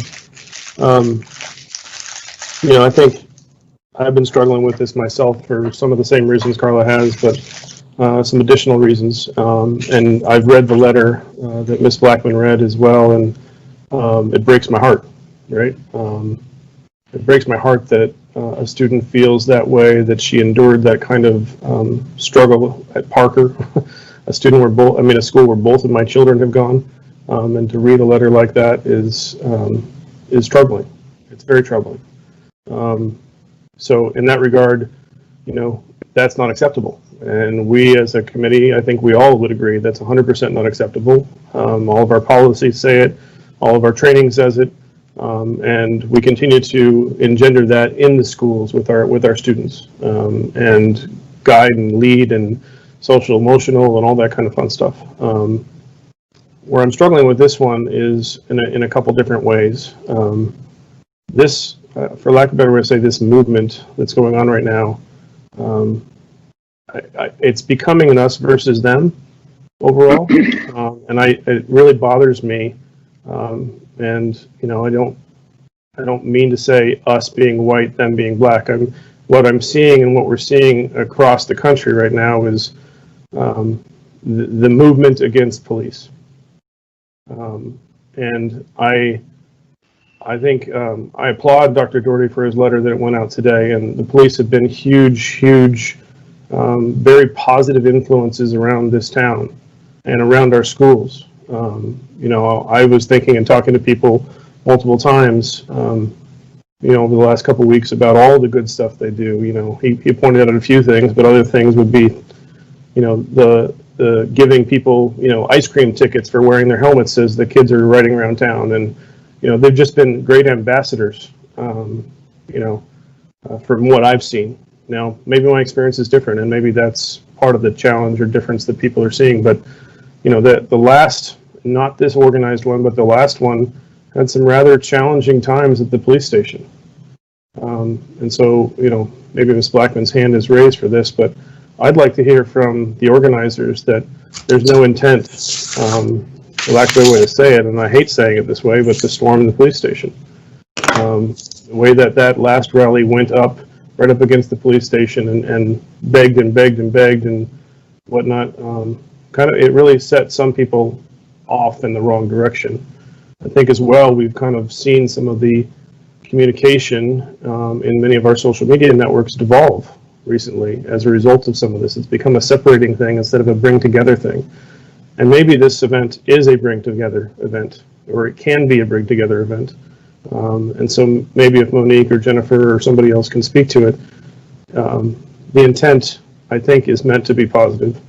And if there's a commitment to, keep it positive, I probably can endorse it. Like Carla's points are very valid. I do have, information. I think Ann Landry even posted it herself. The select board has not approved this. That means there's no permit, right? So there's no permit, which means, again, we're back to the political speech. We're not back to a civic or community organization. It's a political organization at the time being. So as a result of that, there's some concern here. But my concern as well is making sure that we keep it as a positive event, and not very positive event. As long as it's that way, I think the good can outweigh the bad, and it should outweigh the bad. And their voices need to be heard. I'd like to make sure that happens, but maybe if Ms. Blackman or Monique can speak to that, or anybody else is well aware of the parade route, the intent, the RPD coordination. I think Ms. Blackman mentioned that they've been talking to RPD from the get-go. But there's a reason why there's a permit process. It's a 30-day permit process, so RPD can prepare for safety. And this event did not have time to do 30 days. So there are questions about safety that potentially can be asked as well. But it's an important conversation, needs to happen. We do support our black students, our students of color. I don't think anyone in this group would say otherwise. But I think it's a question of now safety, making sure that we're not vilifying another portion of our population in the process as well, so that we can all come together in a positive way. Thank you, Tom. Aaron, did you have your hand raised? I did, but I don't know if Jennifer or Monique wanted to go before me, because Tom asked some pretty specific questions. Yeah, I'm not sure Monique is on. Okay. Jennifer, thought- did you want to answer some of Tom's questions? Yes. I'm going to take a deep breath here because I'm offended that you think that we were trying to sneak in a swarming of the police station. RPD has been involved from the beginning. RPD offered to endorse the event, but we just felt like due to the sensitive nature of the people being, that we were trying to honor, that having an endorsement by the police was not the right move at that moment. But we have been, and they have been involved from the beginning. They're helping us close off streets. They're bringing masks to hand out. This is a peaceful protest where many students, former students, and staff members of RPS are speaking. The last rally, I don't know who was in charge of planning it, but it clearly didn't have a clear exit policy or a clear intention and goal or structure or schedule, which ours does. So hopefully that helps. So can I just follow up there real quick before Aaron jumps in? Ms. Sure. Blackman, I didn't mean to offend. What I know is others were offended last week, right? I just want to make sure that we're all, for your safety, for their safety, for the children's safety, they're going to be walking, that everybody's safe and doing the right thing. In no way, shape, or form that I mean to imply that you're trying to sneak a storm. I just wanted to make sure that I'm stumbling over my words to a little bit, to a degree, but these things unfortunately have a habit of, not a habit, but there are many very, very peaceful ones. There are some that have gone out of order. And as long as, like you say, the police are involved through the whole time, they've got the streets cordoned off, everything is going to be safe. I'm not meaning to impugn anybody's character or anything else along those lines. I just want to make sure that we're safe and we're careful in this whole thing.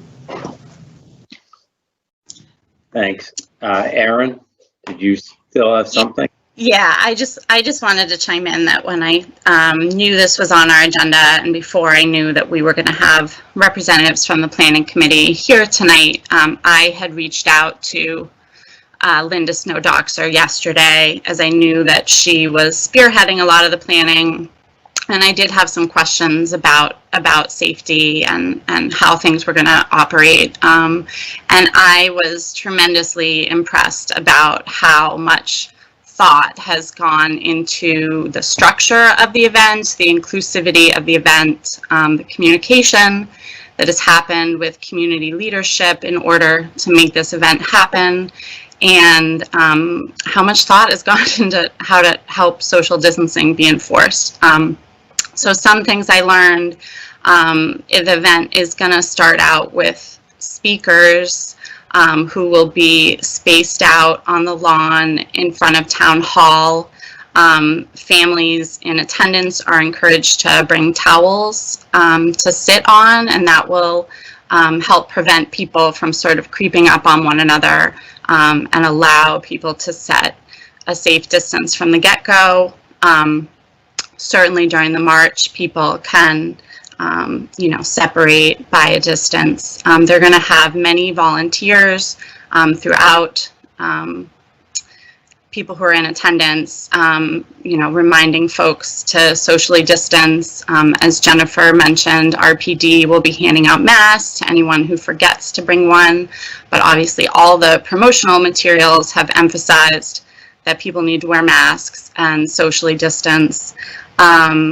Even where it is being held was considered in consultation with RPD, and how to allow enough space where they felt comfortable closing roads, things like that. So all of these pieces made me feel better about how this can hopefully play out for the community on Saturday. So I just wanted to share some of those things that I had learned. Thank you. John? Yeah, it's funny because I actually talked to Linda as well yesterday because I had questions in regards to this. And after a great conversation, I can do nothing but endorse this action.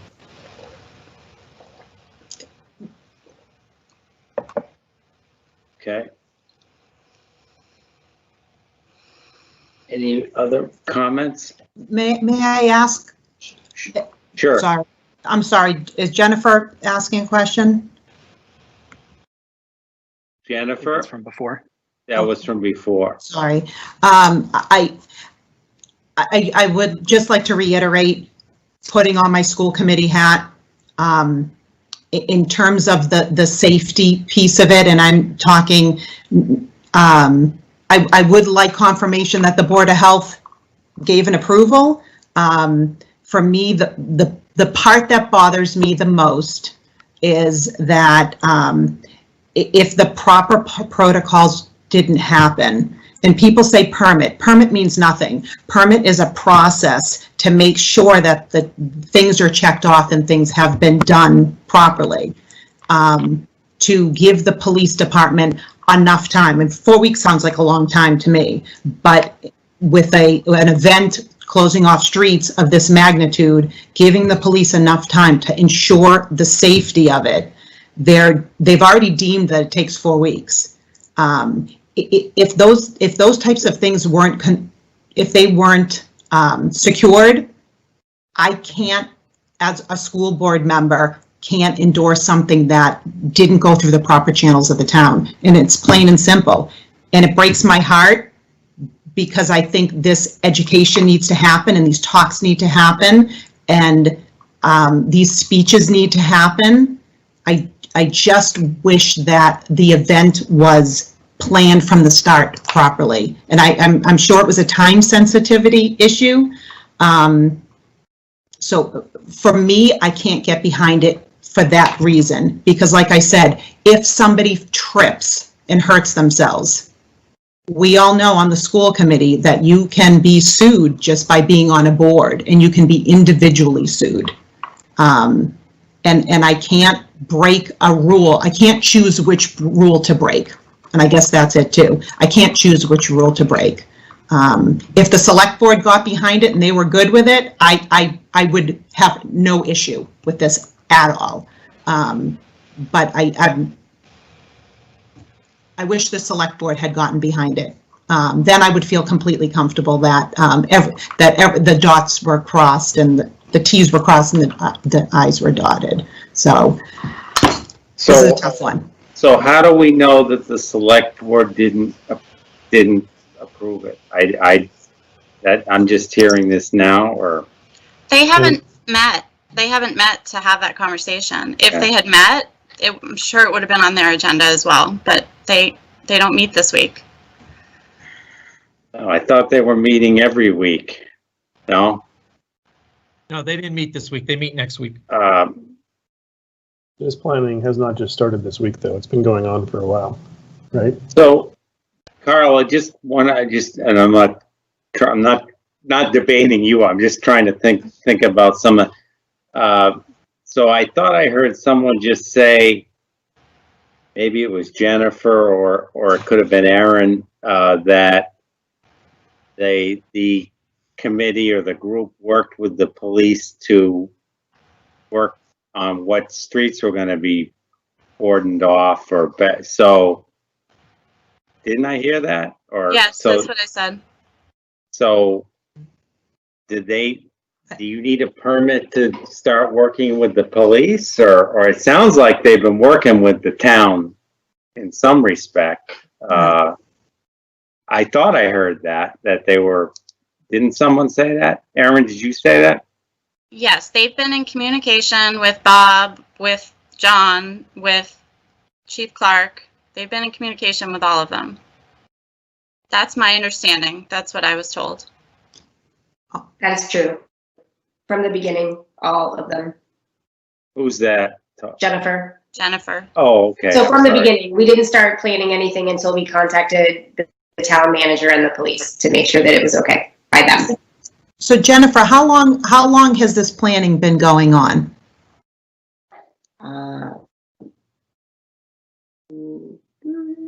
I don't know exactly, at least 2 weeks. For me, it would have been that other 2 weeks and we would have been great. If we had that Yeah. other 2 weeks and thing. Unfortunately, we couldn't plan the timing of these rallies and of Black people being killed at the hands of not just police, right? It's not just a police thing. And Tom, I do want to make sure it's not that. There are racist people in every walk of life. I think Superintendent Doherty, Dr. Doherty put that in his email today. There are racists in every profession. It's not just the police. That's not what we're here for. We're here to support the Black members of our community against hate. And the police have been supportive of us since the beginning. We didn't start at all without talking to them and the town manager. I'm concerned too, if somebody gets hurt, that liability is coming to the district anyways, right? It's coming to the district through the RTA and through the administration being on there. That's my biggest concern, and that's my concern for this.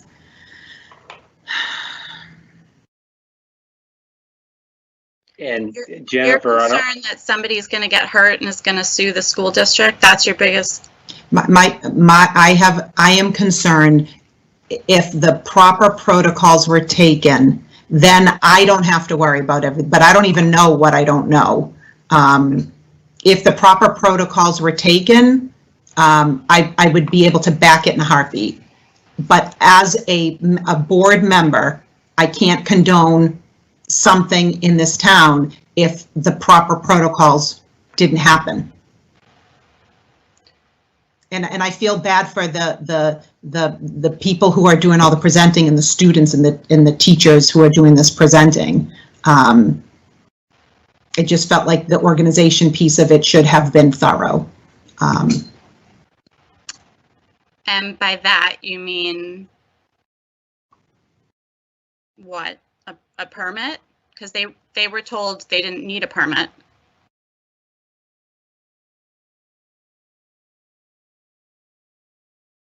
That's all I know is they don't have a permit.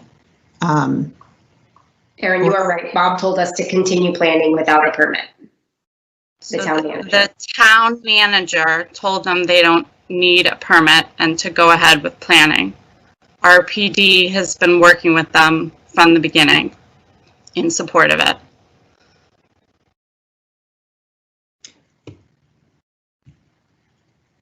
And so Jennifer, I'm not trying to put you on the spot. Do you know if the committee went to the Board of Selectmen and asked to be on their agenda last week? And they were not, or did I do not know that. Sorry. Okay. Huh. Any other? Aaron, did you have your hand raised, or is that an old one? No, that's an old one. Okay. Any other comments? Ready for a vote? John Parks. Aye. Aaron Gaffin. Aye. Carla. Nay. Tom. Aye. Sean. Aye. Chuck, aye. Thank you. Good luck, Jennifer. Thank you so much. I hope we'll either see some of you out there, and if you don't feel comfortable coming, I hope you'll watch on RCTV or Facebook Live. And I know I'll see some of your some students out there as well. So thank you. Thank you. Okay, the next item on the agenda is another endorsement of the COVID-19 resolution put together by Massachusetts Association of School Committees. Tom, did you mind reading that? Not long. Sure, no problem. So when we send this, if we send it and vote on it, it would be addressed to our appropriate state senators, state representatives, etc. So it says, whereas if schools are to reopen this fall in the midst of COVID-19 pandemic, it is the responsibility of each school district to do so safely and responsibly. And whereas it's the responsibility of the state to ensure that each school district is able to pay for enormous additional staffing, transportation, and material expenses required to do this. And whereas the state cannot expect mandatory COVID-19 safety guidelines to be followed without also ensuring that each school district has the funds required to implement these guidelines, therefore let it be resolved that the state must guarantee every school district full reimbursement for whatever COVID-19 expenses are required to follow state mandates. We must ensure a statewide school reopening that is safe, responsible, and equitable. There can be no unfunded mandates for COVID-19. Respectfully, Reading School Committee. Thank you. Can you read the motion too? Then we can discuss it. Sure. Move to endorse the COVID-19 funding resolution.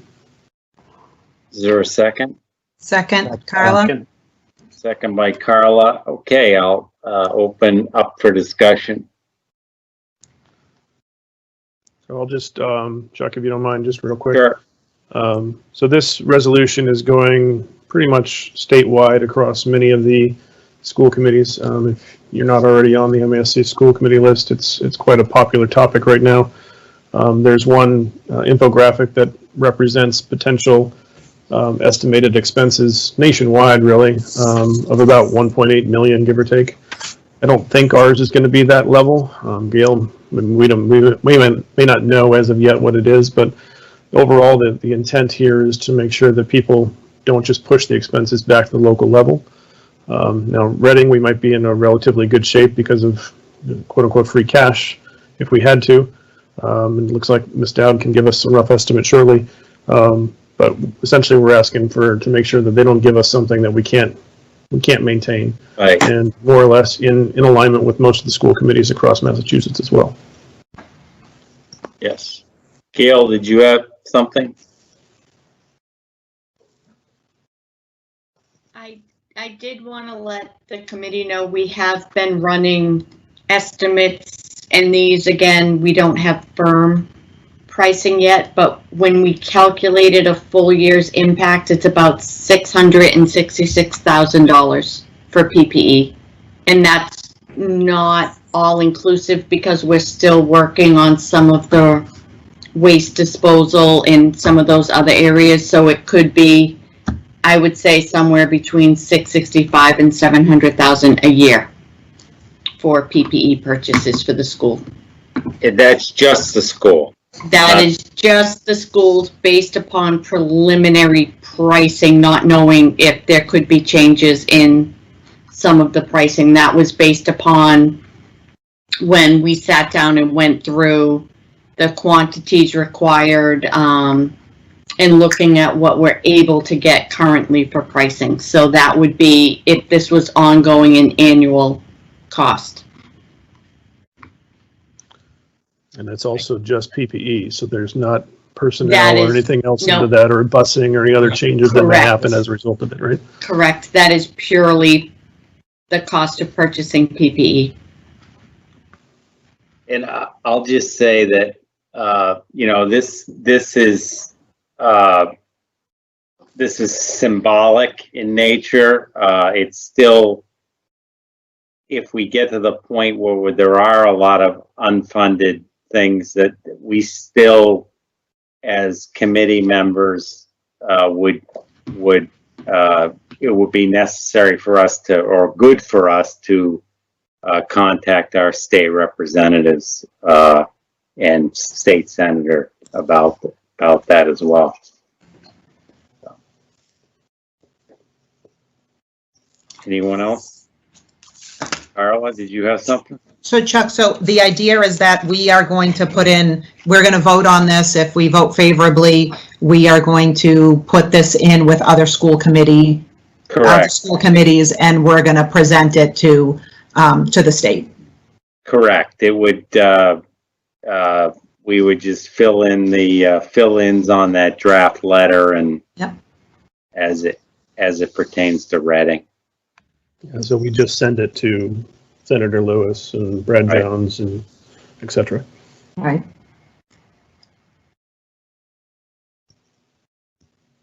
Okay, I'll ready for the vote. John? Aye. Aaron, Aye. Carla, Aye. Tom, Aye. Sean, Aye. Chuck, aye. John, I can just get with Linda and we can, yeah. Yep. Thank you, Linda. All right, we now have the capital update. Yes. Great. Thank you. I also have Joe Huggins is, I believe, on the call as well to address any questions, but we did want to give an update to the committee. As we said, we would be updating you throughout the process of most particularly the modular classroom project. As you know, we did give you an update back in April. Unfortunately, a lot has changed since then that we wanted to make sure we kept the committee and community apprised of. We did include a memo in the packet. Most significantly, what we have been notified from Vanguard is that they are experiencing delays in the manufacturing of the modulars. Unfortunately, going into this, we did know that this was a potential risk. We did award the contract. We did have a lot of lead time built into it, but unfortunately, with the health crisis associated with COVID-19 that is going on right now, the manufacturer did experience shutdowns in their plants, which impacted their capacity to produce the modulars.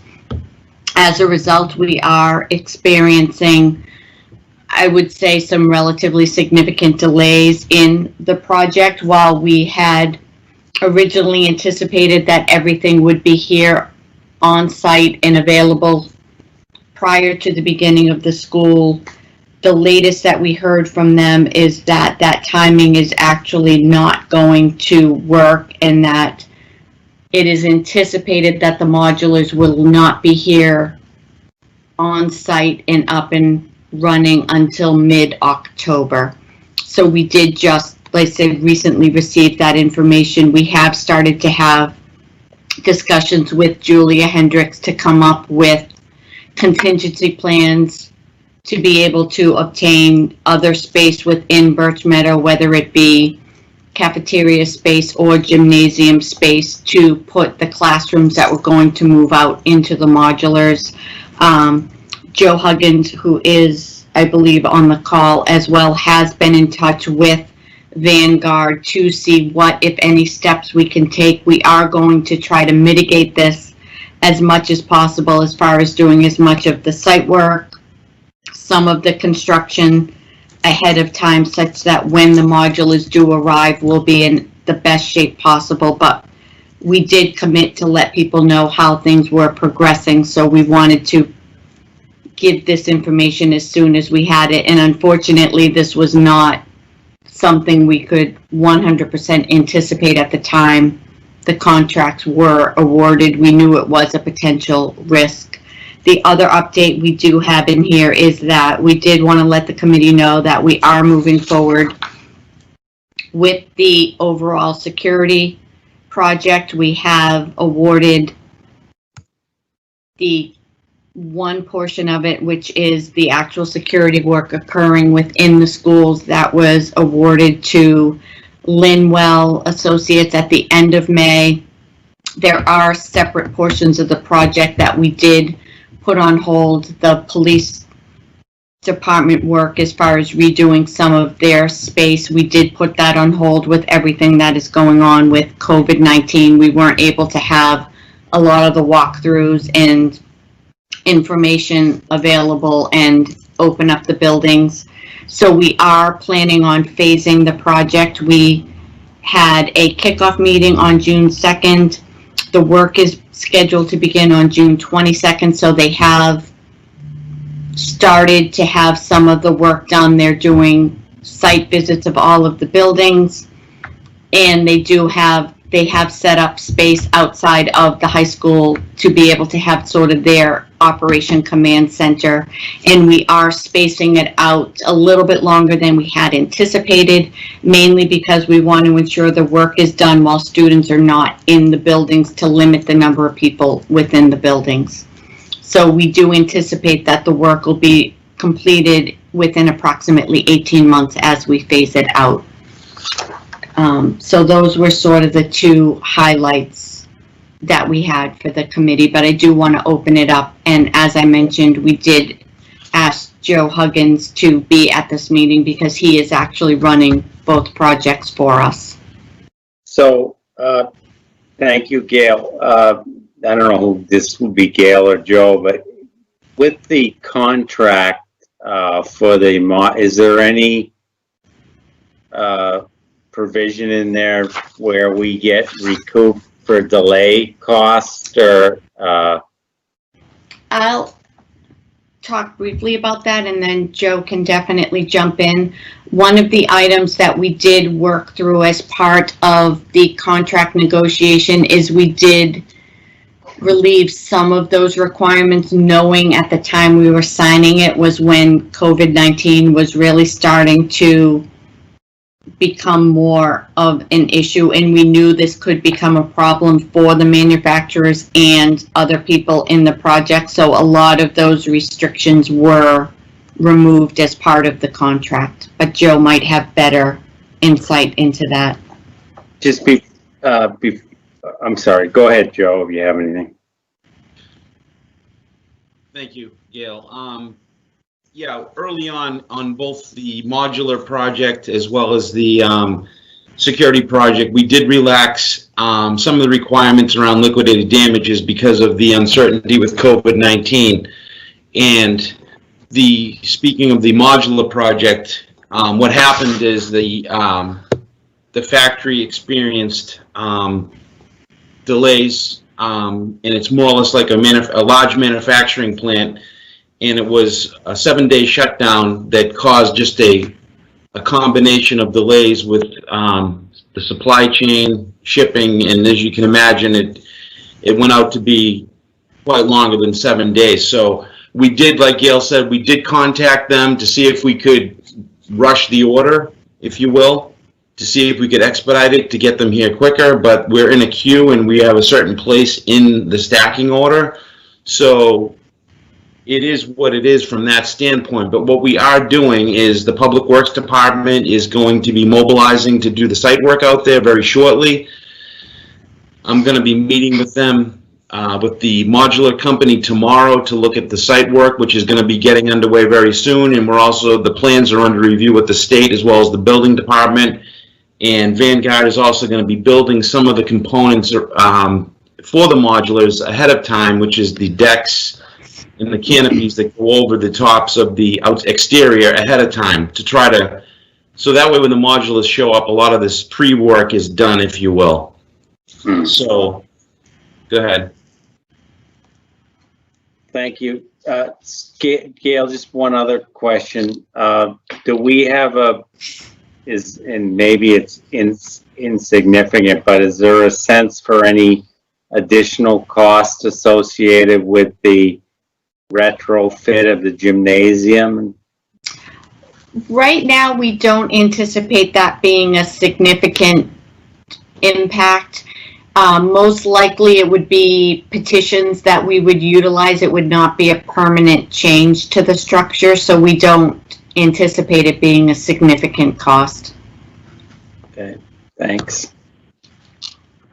Anyone else on the committee?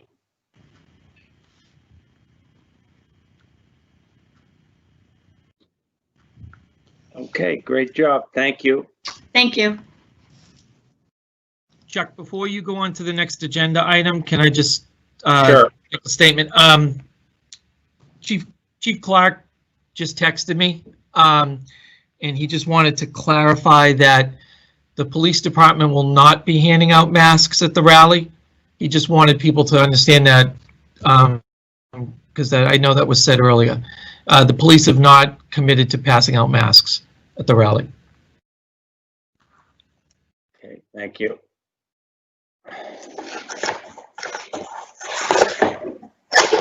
Okay, we are now on to the second reading of the social media policy. So do we have a motion first? Sure. Motion to accept the second reading approval of policy BHE, use of electronic messaging by school committee members, and policy BHEA, use of social media by school committee members. Is there a second? So Sean. Yep, Sean seconds. Is there did we have something that we wanted to, did we have a screen share for that, or? Yeah, I mean, I still have the documents from last time. We can screen share if anybody requires. We can just start with the first one, I guess. Yeah. Electronic messaging, and then quickly share that, and then jump over if we need to go. Sure. Any further. So you should see that now. The use of electronic messaging with school committee members. This is the current. This is BHE as amended with regards to adding in the MASC standard messaging, standard information, and adjusted in order a little bit by our own legal counsel, Colby. Any questions on this one? Sean, did you have a question? Yeah, it's not really a question. I just, I continue to be a little bit uncomfortable. Uncomfortable is too strong a word.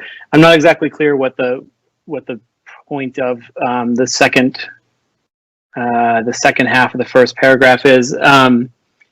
You know, electronic messaging, the way I view it, doesn't differ from, you know, a voice conversation in any meaningful way, right? You know, we're still subject to the same rules around open meeting and around what constitutes serial communication and so forth. And it strikes me that the only sort of tangible difference between what we can or should, you know, say to one another on the phone or in person versus what we can or should say to another on any kind of electronic message is that the latter has a digital paper trail, and is therefore, you know, discoverable in a public records request situation. So, you know, it feels like the primary objective, or at least the primary benefit of this, is simply to mitigate liability and or, you know, accountability for open meeting. Again, Tom, I don't mean this, you know, I don't intend this probably to sound as aggressive as it sounds, and it's certainly not a criticism of your work in drafting this. I just continue to get uncomfortable with the notion that we should be thinking about electronic messaging versus how we interact with each other, you know, verbally as any different for any reason other than liability, and that just doesn't strike me as a good reason to write a policy. So, I mean, Chuck, if I can respond briefly to that. Sure. Yeah. No offense or anywise taken, Sean, I think in that regard, right? All, you know, the material that's here, that's, you know, this is a relatively minor change to the actual existing policy. If we want to look at the existing policy, it just adds a little bit more clarification, because electronic mail was what, you know, the Division of Open Government initially looked at early in the 2010s.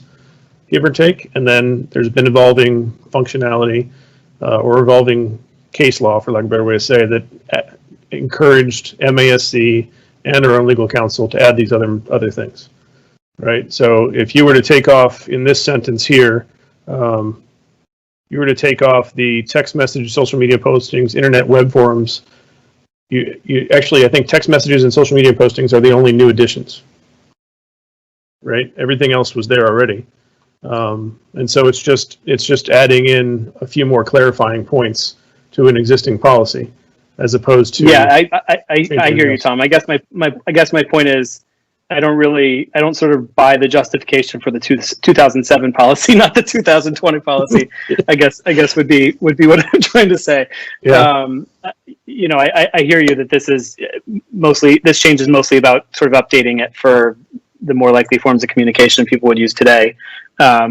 I just fundamentally don't get it. You know, we should be holding ourselves to the same standard, whether we're texting, emailing, bumping into each other in the grocery store or whatever. And the only rationale for differentiating in this way that I can see, again, is that this is, more discoverable. So that's all I wanted to say. I'm still going to vote for the policy. And that last sentence is really just belt and suspenders, Tom. Yes. Yes. To what's already said above. Essentially, that was a Colby addition. That last sentence, electronic messaging should not be used. That was a Colby addition versus MASC's version. Yes, for belt and suspenders. Yes. John Parks. Yeah, this is a second reading. Don't we need to start the reading and waive it before we really start discussion? Yeah, we could. I'll be happy to start, and then somebody can stop me if they want to. I retract everything I just said. Sorry, Sean. All right. File BHE, use of electronic messaging by school committee members. Move to waive the reading. Mr. Parks waived the continued reading of the policy. Okay. So back to conversation. Thank you for keeping us in line, though, John. Was it anything else, John, or was that it? No, that was it. Okay. I'm going to stop sharing this and start sharing the next document, which is the new document. And that means I've got to, are you sure I want to share? Yes, I'm sure I want to share.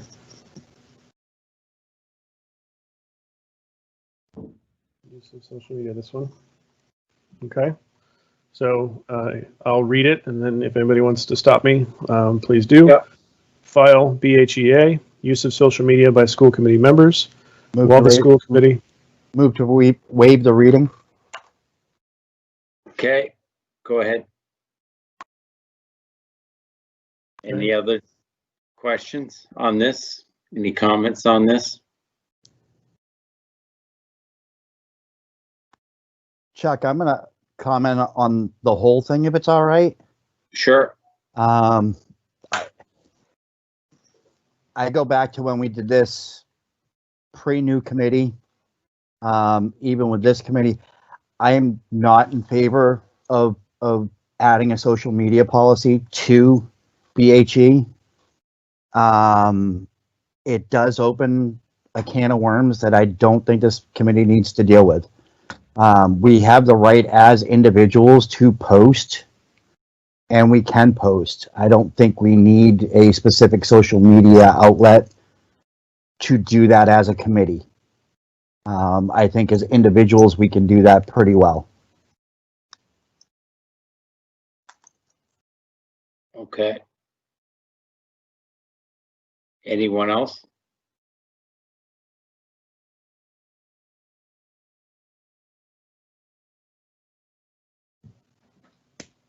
Okay.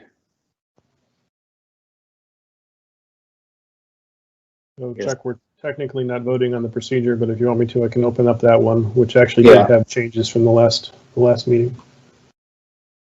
Yeah, that to me is the most important one of them all. Yeah. Okay.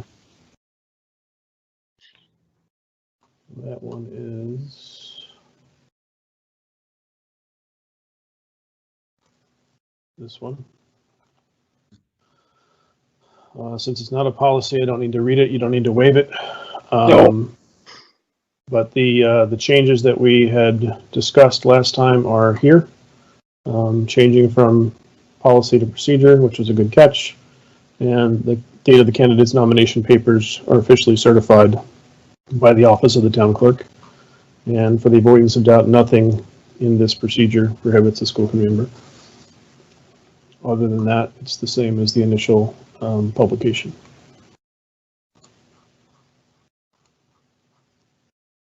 Is that, I can't remember who brought that up. Is everyone comfortable with that? Sean brought this up, and we redid the language according to this. I forget who caught this. It was just this was a mess up, and I think Sean brought this up as well as a mess up. Actually, John, I think John brought that up as a mess up. So we fixed those accordingly.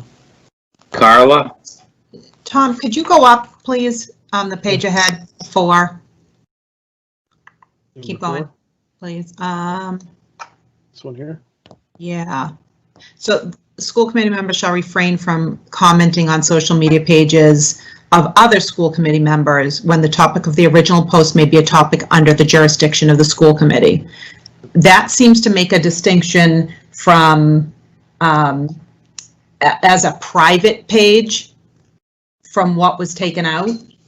Right, what was taken out was posting to a personal social media page, even if a member of the public bodies are friends or connections, does not rise to the deliberation so long as a quorum of that public body does not actively respond to the same post. It's making a distinction of a private page, So I think what you're seeing is the difference here is this one focuses on the quorum so that we don't accidentally get into chain communication. And this one just, and we can maybe change the word shall because that's a little bit strong to should if we want to. Just kind of sets a best practice of try not to post. I mean, try not to respond if it's an educational post by another member of the committee so that you don't accidentally run into number 2. You don't run into a quorum. You can say it's duplicative to a degree if you want to, or we can change the word shall to should to be a little softer. But the whole intent, again, is to avoid serial communication and the quorum accidentally happening. Yeah, I think it's a helpful distinction. You know, Tom, some of the back and forth you had with the AG's office got into things like how to think about, you know, some of the large Facebook groups in town and that sort of thing. And you know, if I remember correctly, the thrust of it was that those groups which are, you know, which have thousands and thousands of folks in town are, it's hard to define those as closed or private or what have you. And so there's, you know, it's reasonable for there to be somewhat of a different standard in terms of determining intent for, you know, call it accidental deliberation in that setting than there is for something that you might call accidental deliberation on somebody's personal page where it's by nature more closed off in a narrower group that could be the audience for that. Yeah, and actually just reading 2 again, Carla, I think I misstated that. Number 2 is just saying avoid quorum, basically, right? No matter where it is, avoid quorum, which goes back to Sean's point from the policy itself, right? We should avoid quorum. We should avoid, you know, communication that could be any sort of dealing or anything else, but just avoid quorum. And this is a way to make sure you avoid quorum, is that you do not comment on other people's Facebook pages when it's a school-related topic. Now, if you want to show pictures of your child, great.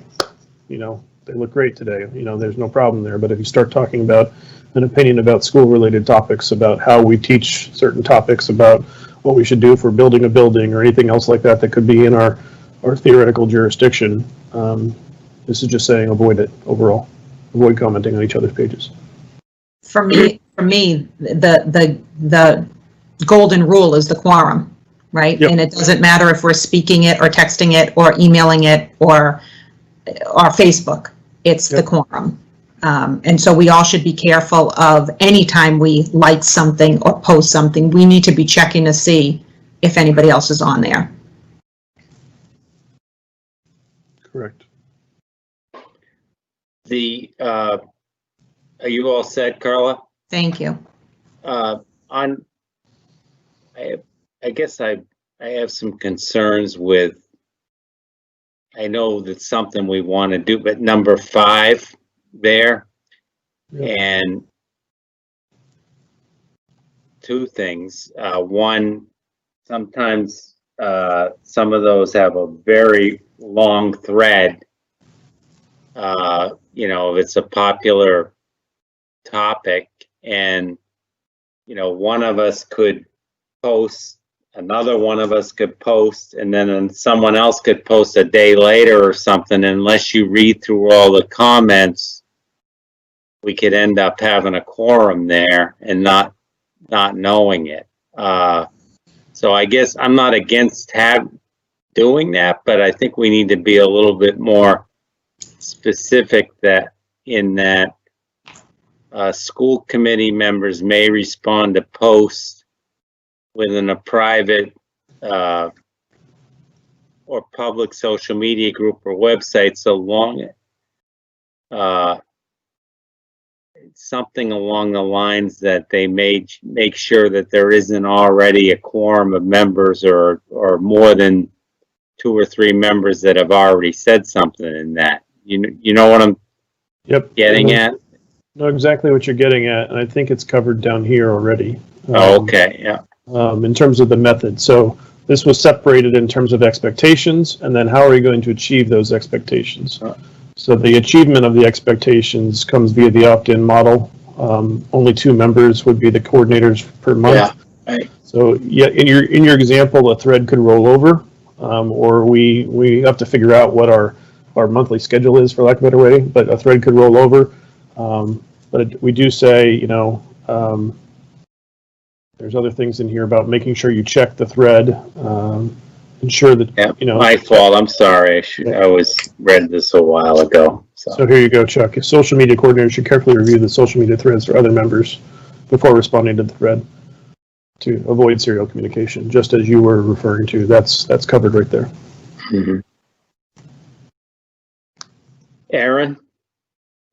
Or John, did you have something? I'm sorry, John Parks. Did. That's all right. Tom, on page 3, you're talking 2 members of the body as well as the chair knowing what's being posted. That's giving you a 3-member total already with very little wiggle room. If a 4th even thinks about saying yes to something, you're done. I'd like to recommend that it be a single member per month with the chair being right in, just as a safety net. I think having 3 people already involved, knowing the chair needs to be kept in the loop, puts a greater risk on whoever's involved as the social media people for that month. Okay. Do you want to make a motion to that? Because I would have to make 3 or 4 changes for that. I'm okay with it. I don't mind it. But just how about a friendly amendment? That's fine with me. Does everybody else want that friendly amendment before I make the changes? Okay, so here's where it would be. 1 member. I'll have to look for duplicates or things like that, but basically 1 coordinator essentially was what he's suggesting. Tom? Yep. What if the member doesn't tweet? Use Twitter. So there, that's a great question. This is primarily focused at Facebook, but we do have the Twitter page that we talked about as well. But it is also an opt-in model, so we can talk about whether or not that person doesn't opt in, or whether that might be another reason to have 2 members, so that one can take care of Facebook and one can take care of Twitter.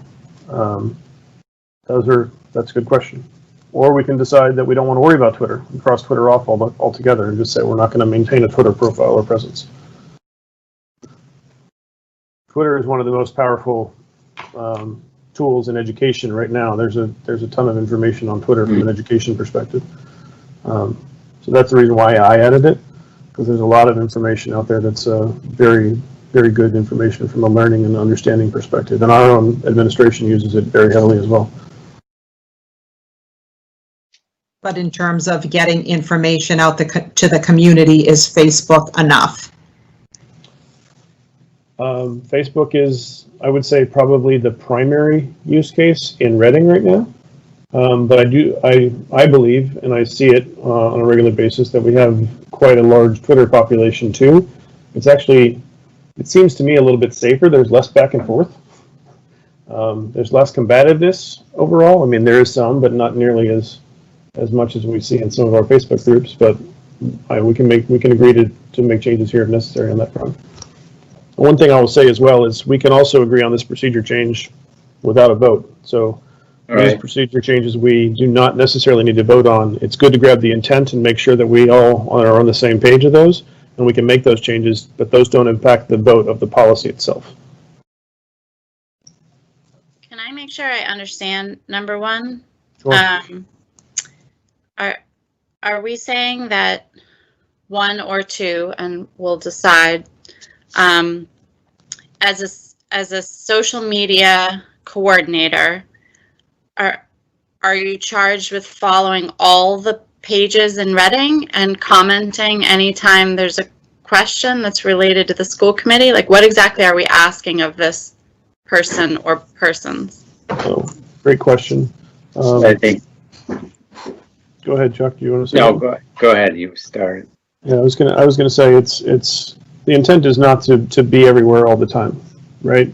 It's really the intent here. The overall intent was really to kind of prevent forest fires, more or less, right? And that we can, if we see something that's happening, that just a little bit of information share could help, divert people towards the right information or address a question before it becomes a huge issue. Then we can jump in there. Nobody, none, present company included, will be able to watch all the Facebook groups all the time. It's just the intent to hopefully be available. As a few of us have said, be where our constituents are, and be able to respond in a way that we know we're keeping ourselves safe from an open meeting law perspective, and also making sure that we're all contributing as much as we want to contribute, as the case may be. So if somebody is the social media coordinator for July and it's not me, but I see something, can I flag it for that person? Can I say, like, hey, Tom, I noticed this question in this group? Is that communication allowed? You're not providing an opinion, you're just telling somebody. Yeah, I'm saying I saw this question in Reading Parents Network. Right. Do you want to comment? Yeah, you wouldn't tag me actually in the thread because that would be a No. problem. No. I would just say. I would text you or call you text, and say. Yeah. Yep. Correct. Is that okay? Yes. Yes, that would be okay. Okay. But don't tell me how to respond or to do anything else like Right. that, but just yes. Right. And don't say what it is. Just say you may want to go on to Facebook, Tom. Or go to RPN or. Well, I was going to say, I could at least direct him to the right group or potentially the poster's name. But, I mean, the other reason I'm asking is that we're not all in all groups. So I don't know how that plays out either. That's true. You can only be where you are. Right? And some groups, Ideally, we try to avoid the groups that are specifically marked as closed or something else like that in terms of this process. If it's private, it's one thing, but if it's closed, I think it's another thing that potentially could cause other concerns. So I didn't put that in here, but we can talk about putting that in here if we think so. Private, RPN is private just because we don't want advertising in there, but it's 6,000 people basically. There are other groups that are 100 people and they're closed. And so we should generally avoid the smaller groups that are closed. If possible. Sean? And one more go ahead. question. Sorry. Assuming we establish this procedure, then if it's not my month, I shouldn't comment at all. That's the hope. Yes. That we're not accidentally running into a chance of getting into serial communication because somebody's accidentally responding to a thread that somebody else should be responding to. We're trying to make it easy for each other. Sean? Yeah, I mean, I originally had a similar question as Aaron. I guess, I don't know. I mean, this addresses one challenge and creates others, and I'm not sure where I land on that. So the one challenge that I would say it addresses is, the sense that the school committee as a body is sort of responsive to the community and meeting people where they are. The challenges that it creates is that, frankly, we can't be responsive individually, or it's more difficult to be responsive individually. I'm not sure if that's better or not. So I don't know. I'm not really sure I have a better solution. I know where you're going. I know where you're going with that. And I have to bite my tongue and I can't. That's where I'm going. Yeah, exactly. I hear what you're saying, but you know, unfortunately, I just think if we just let it be the Wild West, we'll end up getting in trouble at some point. I'm not saying anybody here, it could happen. In trouble with OML, I mean.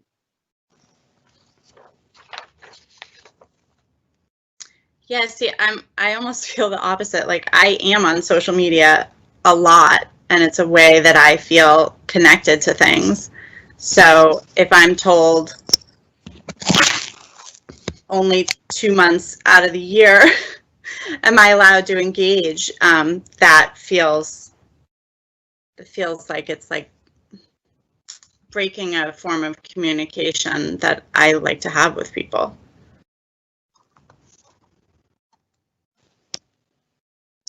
So that's I mean, Aaron, that's potentially a reason to make sure that you're okay with 2 members as opposed to 1 member, which was one of the potential friendly amendments. If it's 2 members, you're there 4 times a year, right? Because we're all going to be there once a quarter if everybody volunteers. If people don't want to participate, you know, if maybe only 4 of us want to participate, then you're there 6 months of the year responding.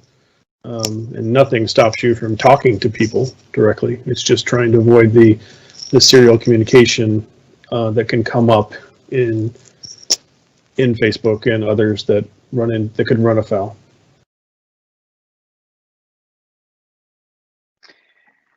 Yeah, I guess, I don't know.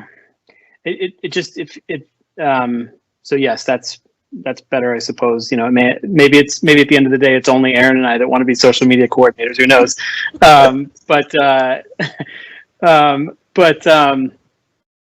You know, I guess I would just say, I think we all know better than to, you know, willy-nilly go out and say, hey, here's what I think about this topic we're going to discuss on Thursday, and here's how I intend to vote.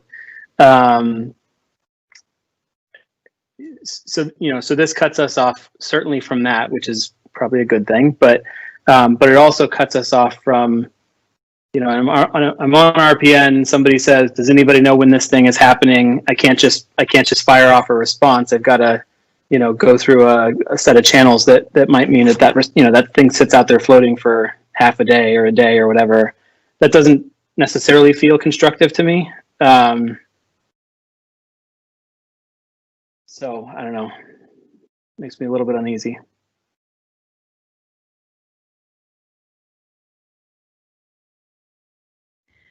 Okay. I also think we have to be careful. So on the one hand, social media is used very heavily, and, you know, a lot of people are looking for information, and, you know, as Chuck said, sometimes it can be a way to put out fires if we are able to just chime in and give an answer on something, perhaps. But I don't want to get into a situation where residents rely on or completely rely on reaching us in that manner and stop using, you know, like email, for example.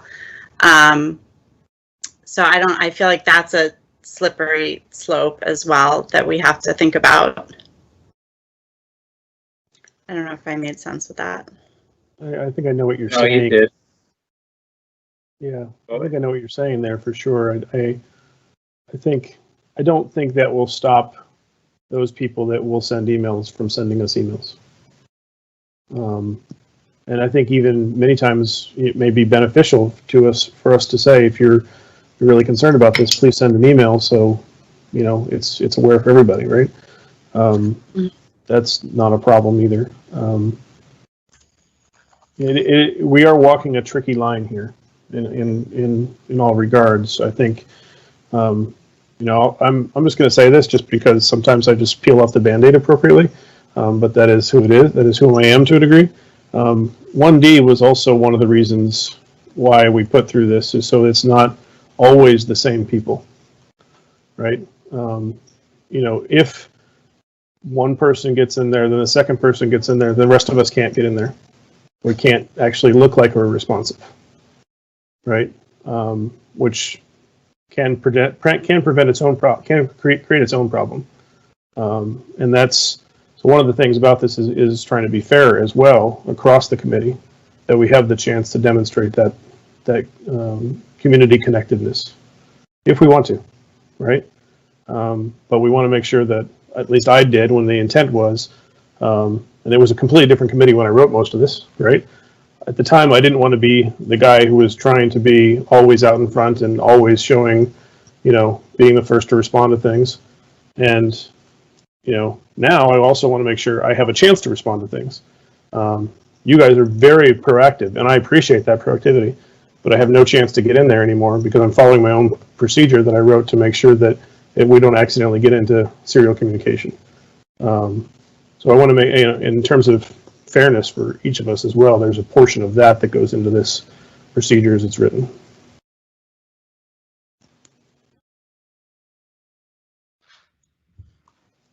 Okay. The other thing about the 2 committee members as well that we haven't talked about, but we haven't really done office hours since we started the remote sessions, but the intent was also to try to mimic the office hours construct. That we have, essentially what we used to have was every meeting, 2 of us would be there half an hour early in case anybody from the public wanted to come and talk to us. So this is, it's a more challenging role than that because frankly, very few times do people show up. But it's meant to mimic that concept of 2 of us are going to hear the public and be able to respond to them in a non-public fashion. Well, in that case, it was non-public, but in this case, it would obviously be public. I guess I heard what John was saying about 2 and the potential of now having 3 people and teetering with having a quorum at 4. I guess I'd still like to keep 2 just because if we only have 1 and the 1 can't do something or can't, then it falls at the feet of the chair. And I just like I'd like to keep it at 2 just so there's enough coverage and make sure we're careful. Sean? Yeah, so, given that this is a procedure that we can, revise if it's just not tenable for some reason, I'm comfortable. I just have one more just sort of clarifying question. Number 3 there that's on the page, will ensure that the chair committee is kept abreast of all communications. Is the intent that the social media coordinators would confer with the chair, or is it just heads up, we made these posts this week? How would you view that, Tom? And should we clarify that? We can certainly clarify it. The intent was similar to what our role now is. If you hear something from the public that might be of disturbance that you need the school committee chair to be aware of, it's to bring them aware in the awareness of it. Not to have anything you say be blessed or anything else like that, but it's essentially following our own existing protocol conversations that if something comes up that the school committee chair should be aware, we make him aware of it. Or her. Makes sense. Maybe. Aaron? So per our policy wording, we have to call the chair every time? Policy, as long as you're not opining an opinion, you can state a fact in any means that you need to. And even if perhaps my response included an opinion, or I can't even think of what would, but I think we just have to be careful. I could imagine like cutting and pasting and saying like, hey Chuck, this is what I responded to today. But we're saying that we shouldn't be putting stuff like that in writing. I would say something more along the lines of Aaron is, hey Chuck, or hey Aaron, if you're chair or whatever else. By the way, there's a thread on RPN that might be something you want to pay attention to. We've responded, but just be aware. Okay. Right, something like that. Somewhat similar to what you would do if there's somebody else who needs to respond, basically saying there's something there that you want to go look at. It's, you know, the author is this, the topic is this, and you might want to be aware of it. Okay. The example I used last fall, I don't know if anybody remembers, but last fall there was an issue in North Reading where a child was left at the bus stop, right? And they were not taken home appropriately or something else like that. And parents got in an uproar, and a member of the school committee was able to, you know, get into that thread and say, we hear you, we're looking into it, we'll get back, and diffuse the overall situation. And then the school committee chair and that person were able to come back and provide feedback after working with the administration on what the appropriate remedy was, right? So it was kind of a, yeah, for lack of a better say, Rome is burning, something really is going on, we need to make sure we're aware. That doesn't mean we can't respond to other things, but that was the intent of those kind of notifications, to make sure the chair is aware so action can be taken if necessary. That makes sense. Can I ask one more question? Sure. Were you envisioning that on the school committee Facebook page, we would be notifying people who the two coordinators are each month? I had not considered that, but I don't think there's anything wrong with that. I just hadn't considered it. Chuck, I don't know if you have thoughts on that. Yeah, no, I mean, I think this was the first step to go through this, and then we can figure out those mechanics once we decide to move forward with this. But yeah, I think it's a good idea, or it could be in the packet or something. Okay. John Parks, did you? Yeah. Who's going to be in charge of this in case of a public records request? Because this has to be searchable and has to be able to be maintained. The keeper of the records is the superintendent.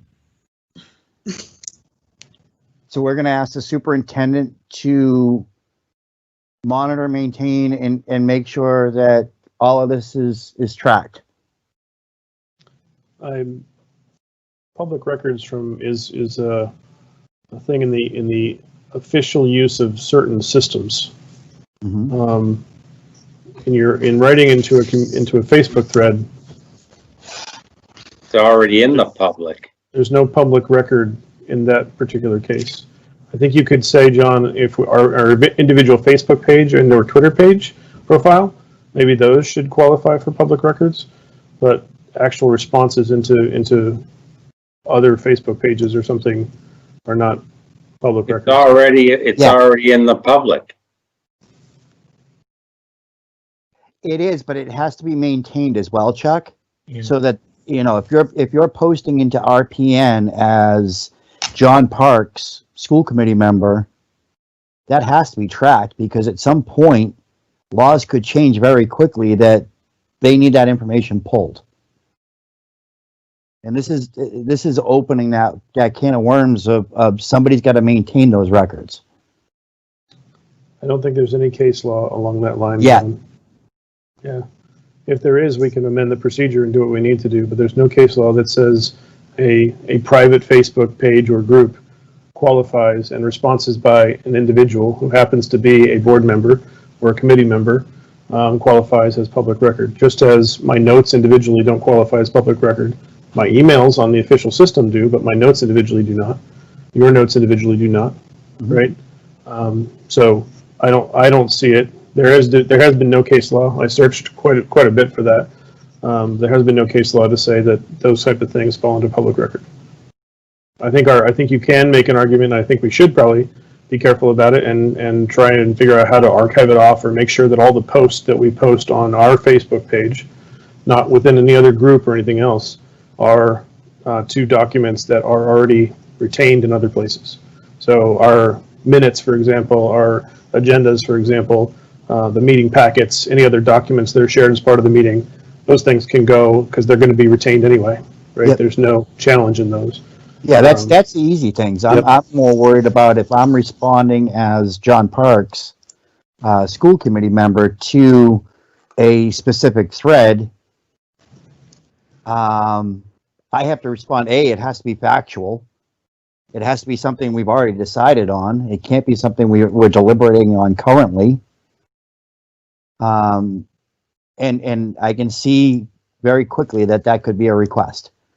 And it, you know, case law or not yet, it could become that way very quickly. It could certainly be an open John, meeting law request. Go ahead. John, are you talking about, when you say John Park School Committee member, are you talking about a page that you personally run, or are you talking about if you were serving in the role of social media coordinator? Serving in the role of social media coordinator. So, I mean, I don't know what we expect the volume of activity for a social media coordinator to be. I mean, obviously it might spike at certain times, but if we're primarily focused on providing factual, factual responses to put out fires, we could build something into the policy that asks the social media coordinators to, provide the content of any posts on behalf of the school committee to the chair for inclusion in the next packet or something along those lines, right? That doesn't feel like it would be a really heavy lift. And if we're already sort of, intending to keep the chair in the loop on anything to which we're responding, including the actual text and having it dropped into the packet might be one way to check the box that we're maintaining those records. And that's fine. It's not currently in here, but I think it's something that we have to consider. And I actually like that idea, Sean. Dr. Doherty, So you're my still question- here. Yeah, no, I'm here. I've been paying attention. I'm just kidding. My my question is there a mechanism in place that if something is viewed, because I don't see it here unless I'm missing it, if something is viewed on a social media, because we don't have access to a lot of the social media sites, Facebook sites, that we need to be aware of, are we going to be made aware of it? You being the administration? Yes. Yes. I think that's the intent of making sure the chair is aware, so the chair can bring that appropriately to you or whoever else needs to be aware. But it's not listed here at all. I think that the reason for that is the general protocol of the chair's responsibility in terms of talking with the administration. But if we want to be specific about that, we can. I think it should be captioned here because it's not listed at all in here that there is a communication link to the superintendent. So that will be under number 3. Because you mentioned the bus situation in North Reading. Yep. What if administration didn't know about it? Right. So in that particular case, it was obviously that the chair was brought in, the chair brought in the superintendent, and the solution was then worked through the administration and operational process. And that would be the expectation there too. I would think that a chair would know that they need to do that without calling it out on paper in their role overall. But if we feel like as a team, as a group, that we need to, as a committee, that we need to specifically state that, then we can certainly do so. So what you can just put in there, Tom, that members of the school committee in the role of social media coordinator will ensure that the chair and the chair to the superintendent or to the chair of the committee is kept abreast of all communications with the public via social media platforms. And just something about, and the chair will And advises the administration. keep the administration apprised of the same.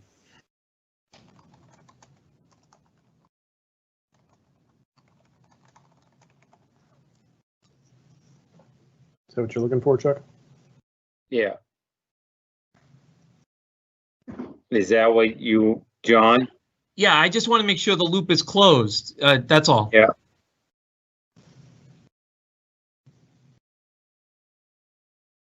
Okay.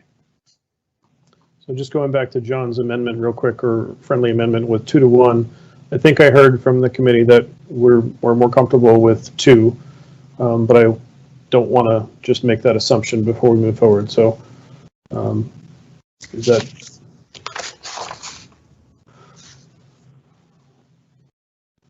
I mean, I'd like to, I understood where John was coming from, but I guess I'd like to give it a go at 2, see how that works. I agree. It's potentially a big job for one.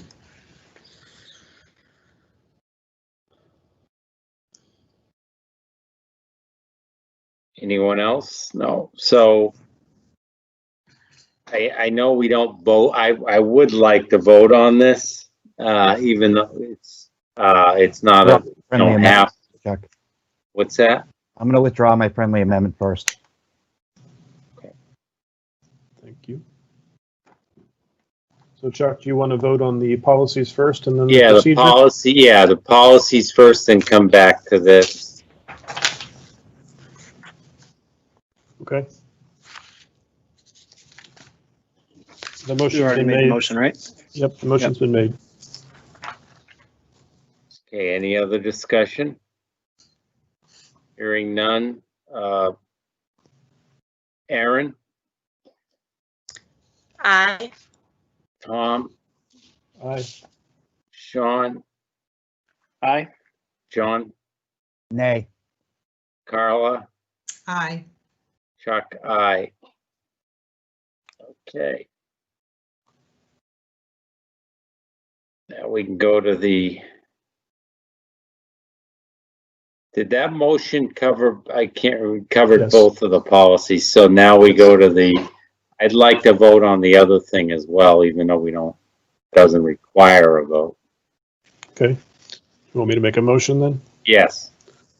Motion to approve the procedures for use of social media by the school committee, school committee members. Is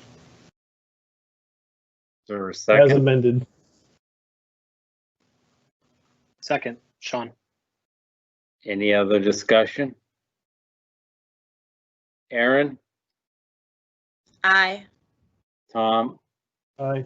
Sean, Aye. John, Nay. Carla, Aye. Chuck, aye. Okay. Thank you. Thank you for all the work, Tom. We can reconvene on the different modes now. Twitter, Facebook, all that. The next thing on the agenda was the public input. We have one. We email, have Chuck. one, so do you want to read that letter from Mrs. Lieberman? Sure. Dear SC members, I never received a response to my comments and suggestions made before your prior meeting. See below. I had also asked about the possibility of summer school. Lastly, I urge you to consider the following suggestions. The agenda order must be followed unless there's a compelling reason to change it, which should require a public vote. Time for public comment should be provided at both the beginning and at the end of each meeting, and this needs to be a requirement at every meeting. The public should be able to comment on anything during any comment period, whether or not it's on the agenda. All comments received prior to the meeting should be read aloud, including any written responses. This and number 3 is especially important as meetings are held remotely during the pandemic. Comments must receive responses during the meeting, even if it's to say, "We will find out and get back to you." This will allow those who comment to feel heard and will help ensure the issues don't go neglected. And issues that require follow-up should be addressed at the next meeting. The meeting that she forwarded as part of this as well says, "Hi, I made a few suggestions here that might help improve remote learning this time that I hope the administration will consider. I recommend not waiting for the new platform to be available, but instead to use old-fashioned phone calls and email for some of this until the planned replacement for Microsoft Teams is ready. The next remote learning phase needs a timetable for implementation, and so does the rollout of the new platform, including training time for teachers, families, and students. Provide a syllabus for each class and a detailed list of concepts, topics for every class for all students, or parents, or both for younger kids. Set clear expectations for each grade level and provide a schedule of school activities for the upcoming week. Make sure there's consistency between classrooms, schools, and grades. Record all teacher sessions in case of technical issues, kids who cannot attend, etc. Attendance should be taken, and there should be outreach to those who miss class. This could be a flag for issues that may need to be addressed. Every student should receive phone calls from teachers to check in on a regular schedule. Guidance counselors should reach out by phone to all high school students to check in. Specialists should meet regularly, music, art, library, and especially PE. Make sure younger students have workbooks so they can do some work independently. We liked the Summer Bridge series to keep our kids from losing ground over the summer. Encourage reading with a program like Reading Library Summer Reading Program with prizes. Provide opportunities to focus on writing. Thank you. And that's the only one we received that I could see. Okay, before we adjourn, I just wanted to point out some changes that actually I think they made it in the packet, but some changes to the calendar. We're not meeting on the 18th because that has to be held open for town meeting, which starts on, as everyone knows, on the 15th. That meeting is being moved to the 22nd. And in the packet, it says what's on the agenda. There's a couple changes there. We're gonna meet on the 25th as well, and on the 25th will be the superintendent's evaluation, and as well as a vote on the contract extension. The other things will remain on the 22nd. Any other questions? Wait, you said we're meeting the 22nd and the 25th? Correct. So our meeting from the 18th was moved to the 22nd, and I'm adding the 25th to the, or we're adding the 25th.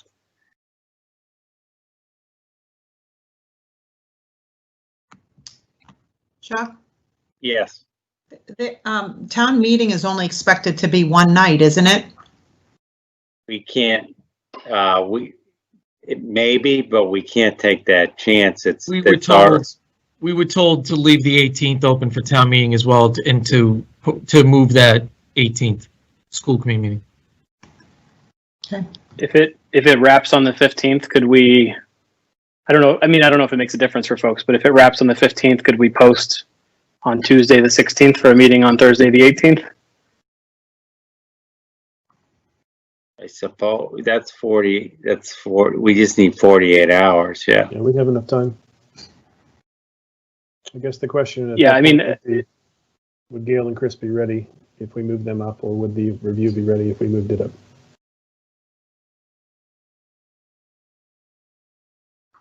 Well, the review, that would be up to the chair. No, that's he was asking about the other thing. Would Gail and Chris be ready on the 18th as opposed to the 22nd? I can't. Yeah. The 18th was the original date, right? Yes. Weren't we told that we can't meet them because of a possibility of town meeting? Yes. Yeah.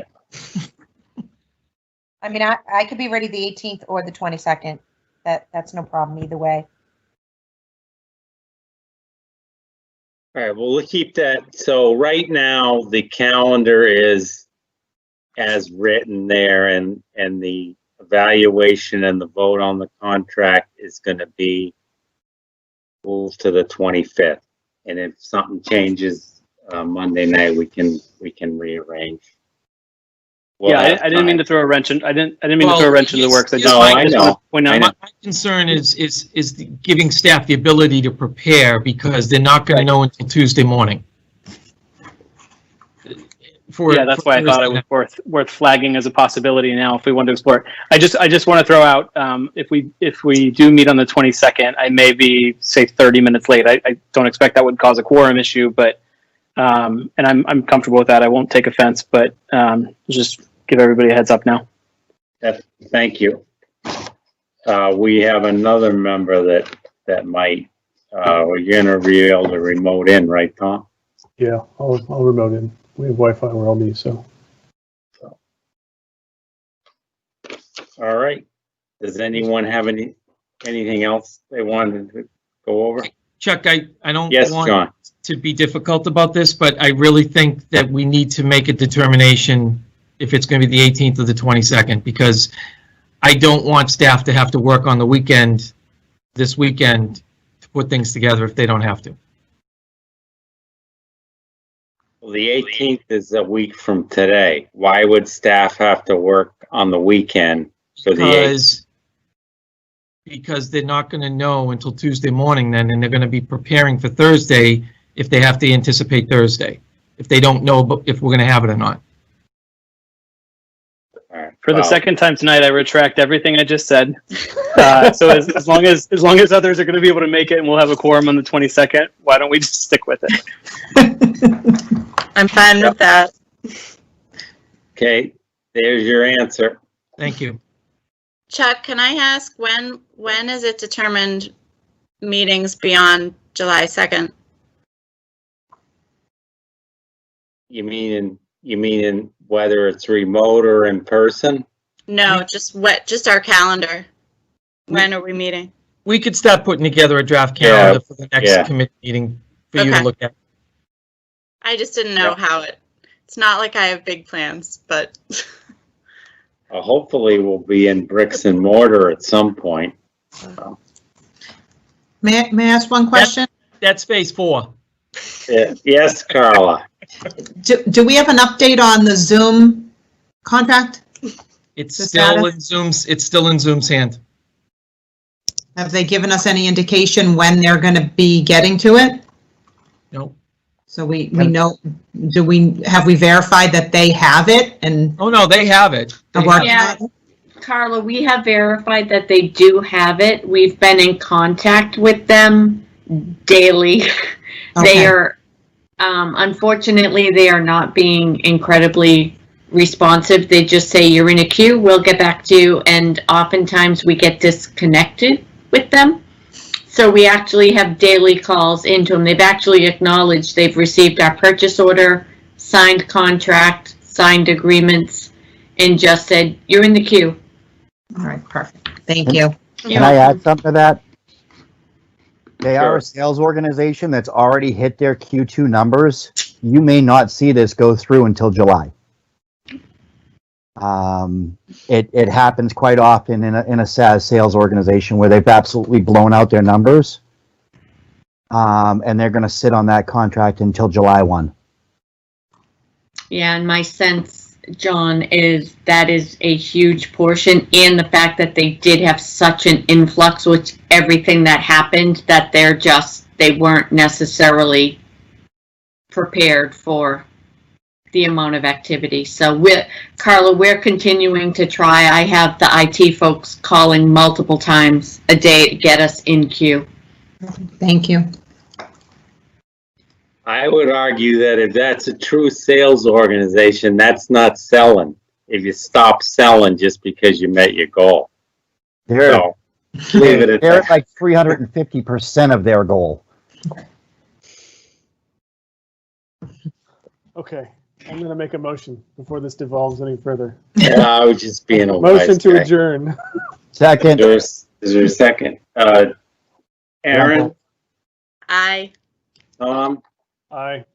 John, Aye. John, Aye. Carla, Aye. Chuck, aye. Thank you, and thank you, Andy, and all the staff that participated tonight. Thanks, John Doherty. You. Thank you.